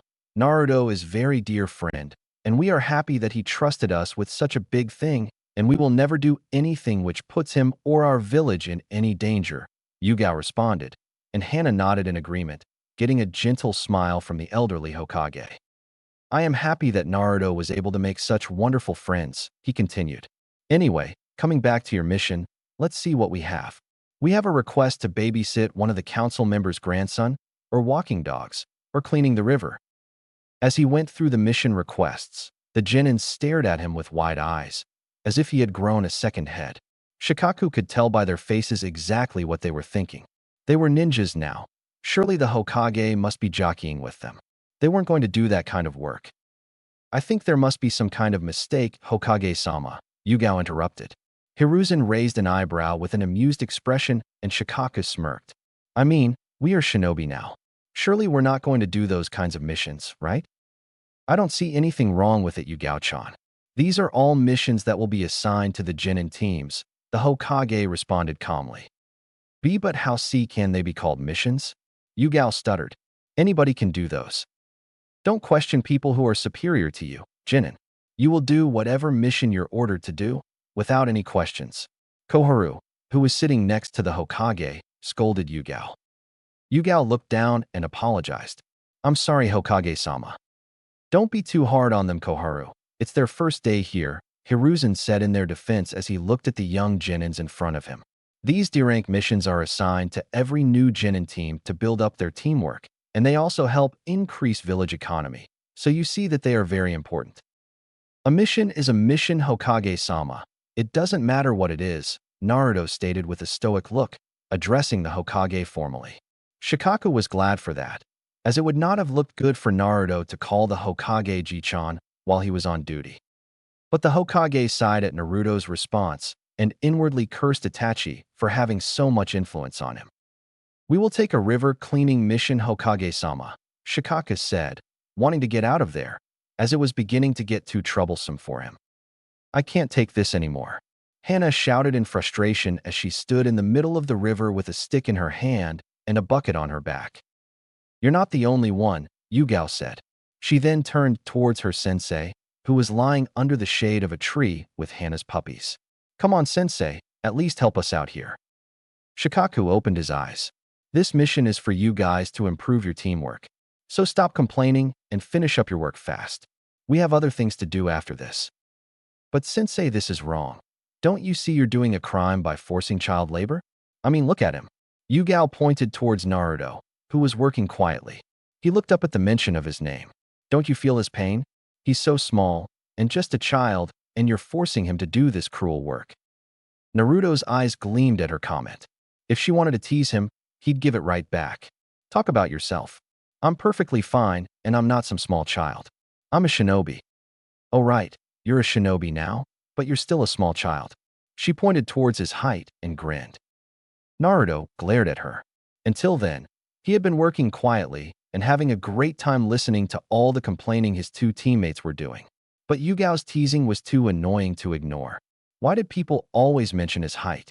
He was only 10. As I remember, you guys were talking about how you were going to fight an enemy shinobi or guard some important person, Naruto mocked. But you should be happy with this work. Standing in the middle of a river is about as dangerous as you two can handle. But don't worry, I'm here to save your sorry asses. Yugao and Hana in return glared at him, and Yugao smirked. Don't try to act smart in front of me, Uzumaki. Besides, you should worry about yourself. I've heard there are ghosts around here who kidnap squirts like you, so be careful. Naruto felt a little shocked at her comment. She couldn't know he was scared of ghosts. Shursui used to tell him stories about them and how dangerous they are, but he had never told the girls of his fear. Don't joke like that, and let me do my work, Naruto responded, no longer wanting to continue the conversation. Then Hana smirked. Are you scared of ghosts, Naruto-kun? No, he replied quickly. Then why are you sweating, standing in the river? Yugao asked with a teasing smile. Both girls laughed out loud, and Naruto felt embarrassed that his attempt to mock them had backfired. What a drag, Shikaka muttered, looking at their interaction. Stop fooling around and finish up the mission. After doing few more D-ranked missions over the following days, Team 12 stood together at the training grounds. This is the worst possible start for our career, Yugao stated tiredly. This is really child labor, sensei. Quit complaining, Purple-chan, Shikaku responded. You will be doing these types of missions until you're ready for something more advanced. From now on, we'll do some missions in the morning, and later we will do some training here to keep your skills up. The three Genins nodded at him, and he continued. I want to know, have you guys completed the tree climbing and water walking exercises? Yup, my mother already taught that to me, Hana responded. Yugao also nodded. I've also completed that. Shikaku then looked at Naruto. He knew Naruto had the most chakra out of them all, so it could be difficult for him to control it. But the Hokage had told him that Naruto had spent some time training with Itachi and Shursui, and he wondered what they had taught him. I also know that, sensei, Naruto responded. Shikaka nodded, pleased.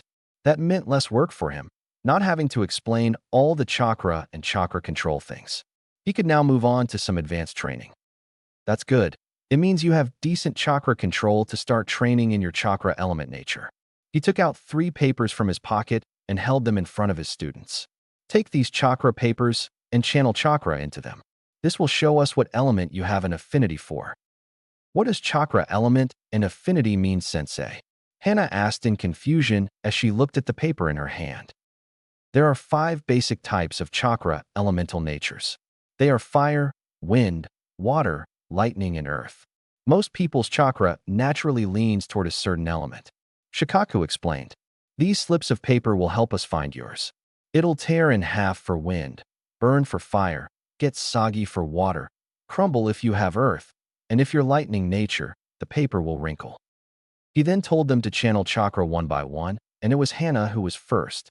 She channeled some of her chakra into the paper, and as a result, the paper crumbled. You got affinity for earth, Shikaka said. He then told Yugao to do the same. Her paper got soggy. So I got affinity for water, Yugao muttered.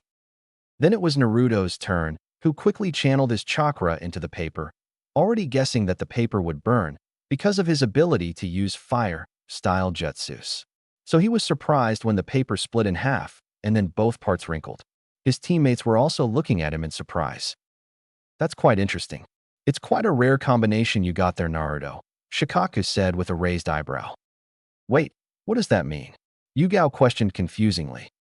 It means he has an affinity for both wind and lighting, Shikaku responded. I can see that, sensei. But how can he have affinity for 2 elements? Yugao asked. You said that people's chakra nature leans towards a central element, and yet here, he has 2 chakra natures. Well, that is true, but some people are gifted naturally with 2 elements. You can also develop your second affinity by training in it, and you can also do jutsu of other elements. but that will take too much chakra out of you at your stage. Most jounin have 2 chakra natures, as it is one of the requirements for becoming a jounin. Shikaku explained. But you also should be aware that all 5 chakra elemental natures balance each other out equally, Shikaku said. How? Hena asked.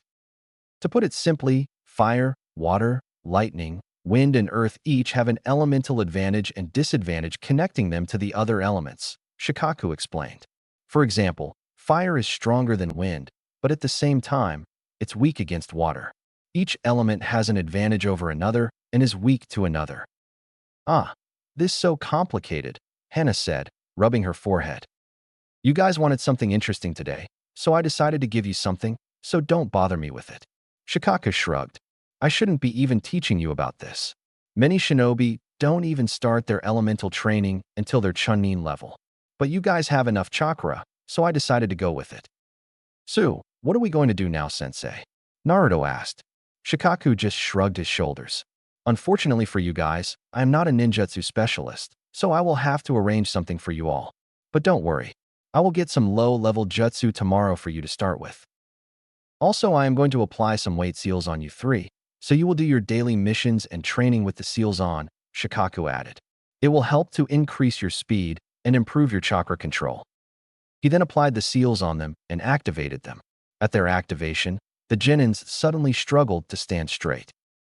I think you're trying to kill us, sensei. At least show some mercy on us, Hena muttered. You'll get used to it in time, Shikaku said. Don't you want to get strong? Now come on, give me 20 laps of the field. You are crazy, Yugao and Hana muttered at the same time. Naruto was also having a little difficulty, but not as much as the other 2. Itachi and Shursui had used some weights before for him to train. But these were much heavier, he realized, as he joined his teammates in the run. Some hours later, the 3 genins were sitting and relaxing quietly after their hard workout session. After running, they had done some shuriken jutsu practice, some taijutsu training, and then decided on their team formation. Ah, I am so tired, Hana muttered. You all did well today. Get used to this from now on. This will be our daily schedule, Shikaku told them and got a glare from Hana and Yugao in return. Naruto looked up at the sky and realized that it was already evening and the sun was going to go down soon. He stood to leave. Where are you going, Naru? Yugao asked. The sun is going to set soon, he answered. So I'm going to enjoy the view as I have nothing else important to do right now. His teammates and sensei looked at him in surprise. Well then can I come with you? Hana said. I also don't have anything to do now. Naruto thought for a moment and then nodded. Hana grinned at him, then looked at Yugao. What about you, Yugao? Yugao nodded and looked at their lazy sensei. Come on, sensei, come with us. Troublesome, Shikaku muttered before accepting their offer. It would be good bonding time. Hokage Monument. Wow. Both Hana and Yugao sat in awe at the view before them. They were standing on the 4th Hokage's head looking out at the sunset as it ignited their whole village into a fiery work of art. This is so beautiful. I have never seen anything like this in my life, Yugao whispered. I always used to come here with the Hokage to enjoy the view. It's always peaceful here, and it's the only place I can talk to him, Naruto said, looking at great stone face of his father. Shikaku and his teammates smiled in response. Shikaku was enjoying the time as well. Just leaving every troublesome thing behind while relaxing was exactly the kind of thing he liked to do. Can I ask you something, Naruto? Yugao said, breaking the silence. Naruto looked at her and nodded. Why didn't you ever talk much in the class? She asked. Naruto thought about his academy days. He'd had his priorities clear from the start even before the academy, and he had not been there to have fun or to make friends, and nobody had really interested him there. To him, all the other students had seemed to have it so easy and knew nothing of the outside world. He looked at her.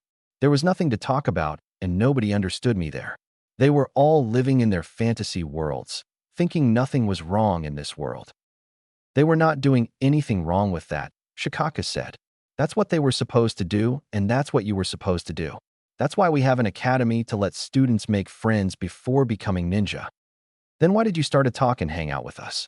Hana asked.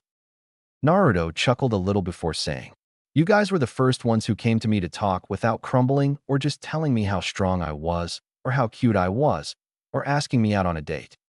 Which girl in her right mind would like to go on a date with you? Yugao muttered, earning a glare from him. Are you serious? Hana said with a surprised look. Naruto nodded. Why did you want to become kunoichi? I am not from any clan, and even in my family not many people became shinobi, Yugao answered.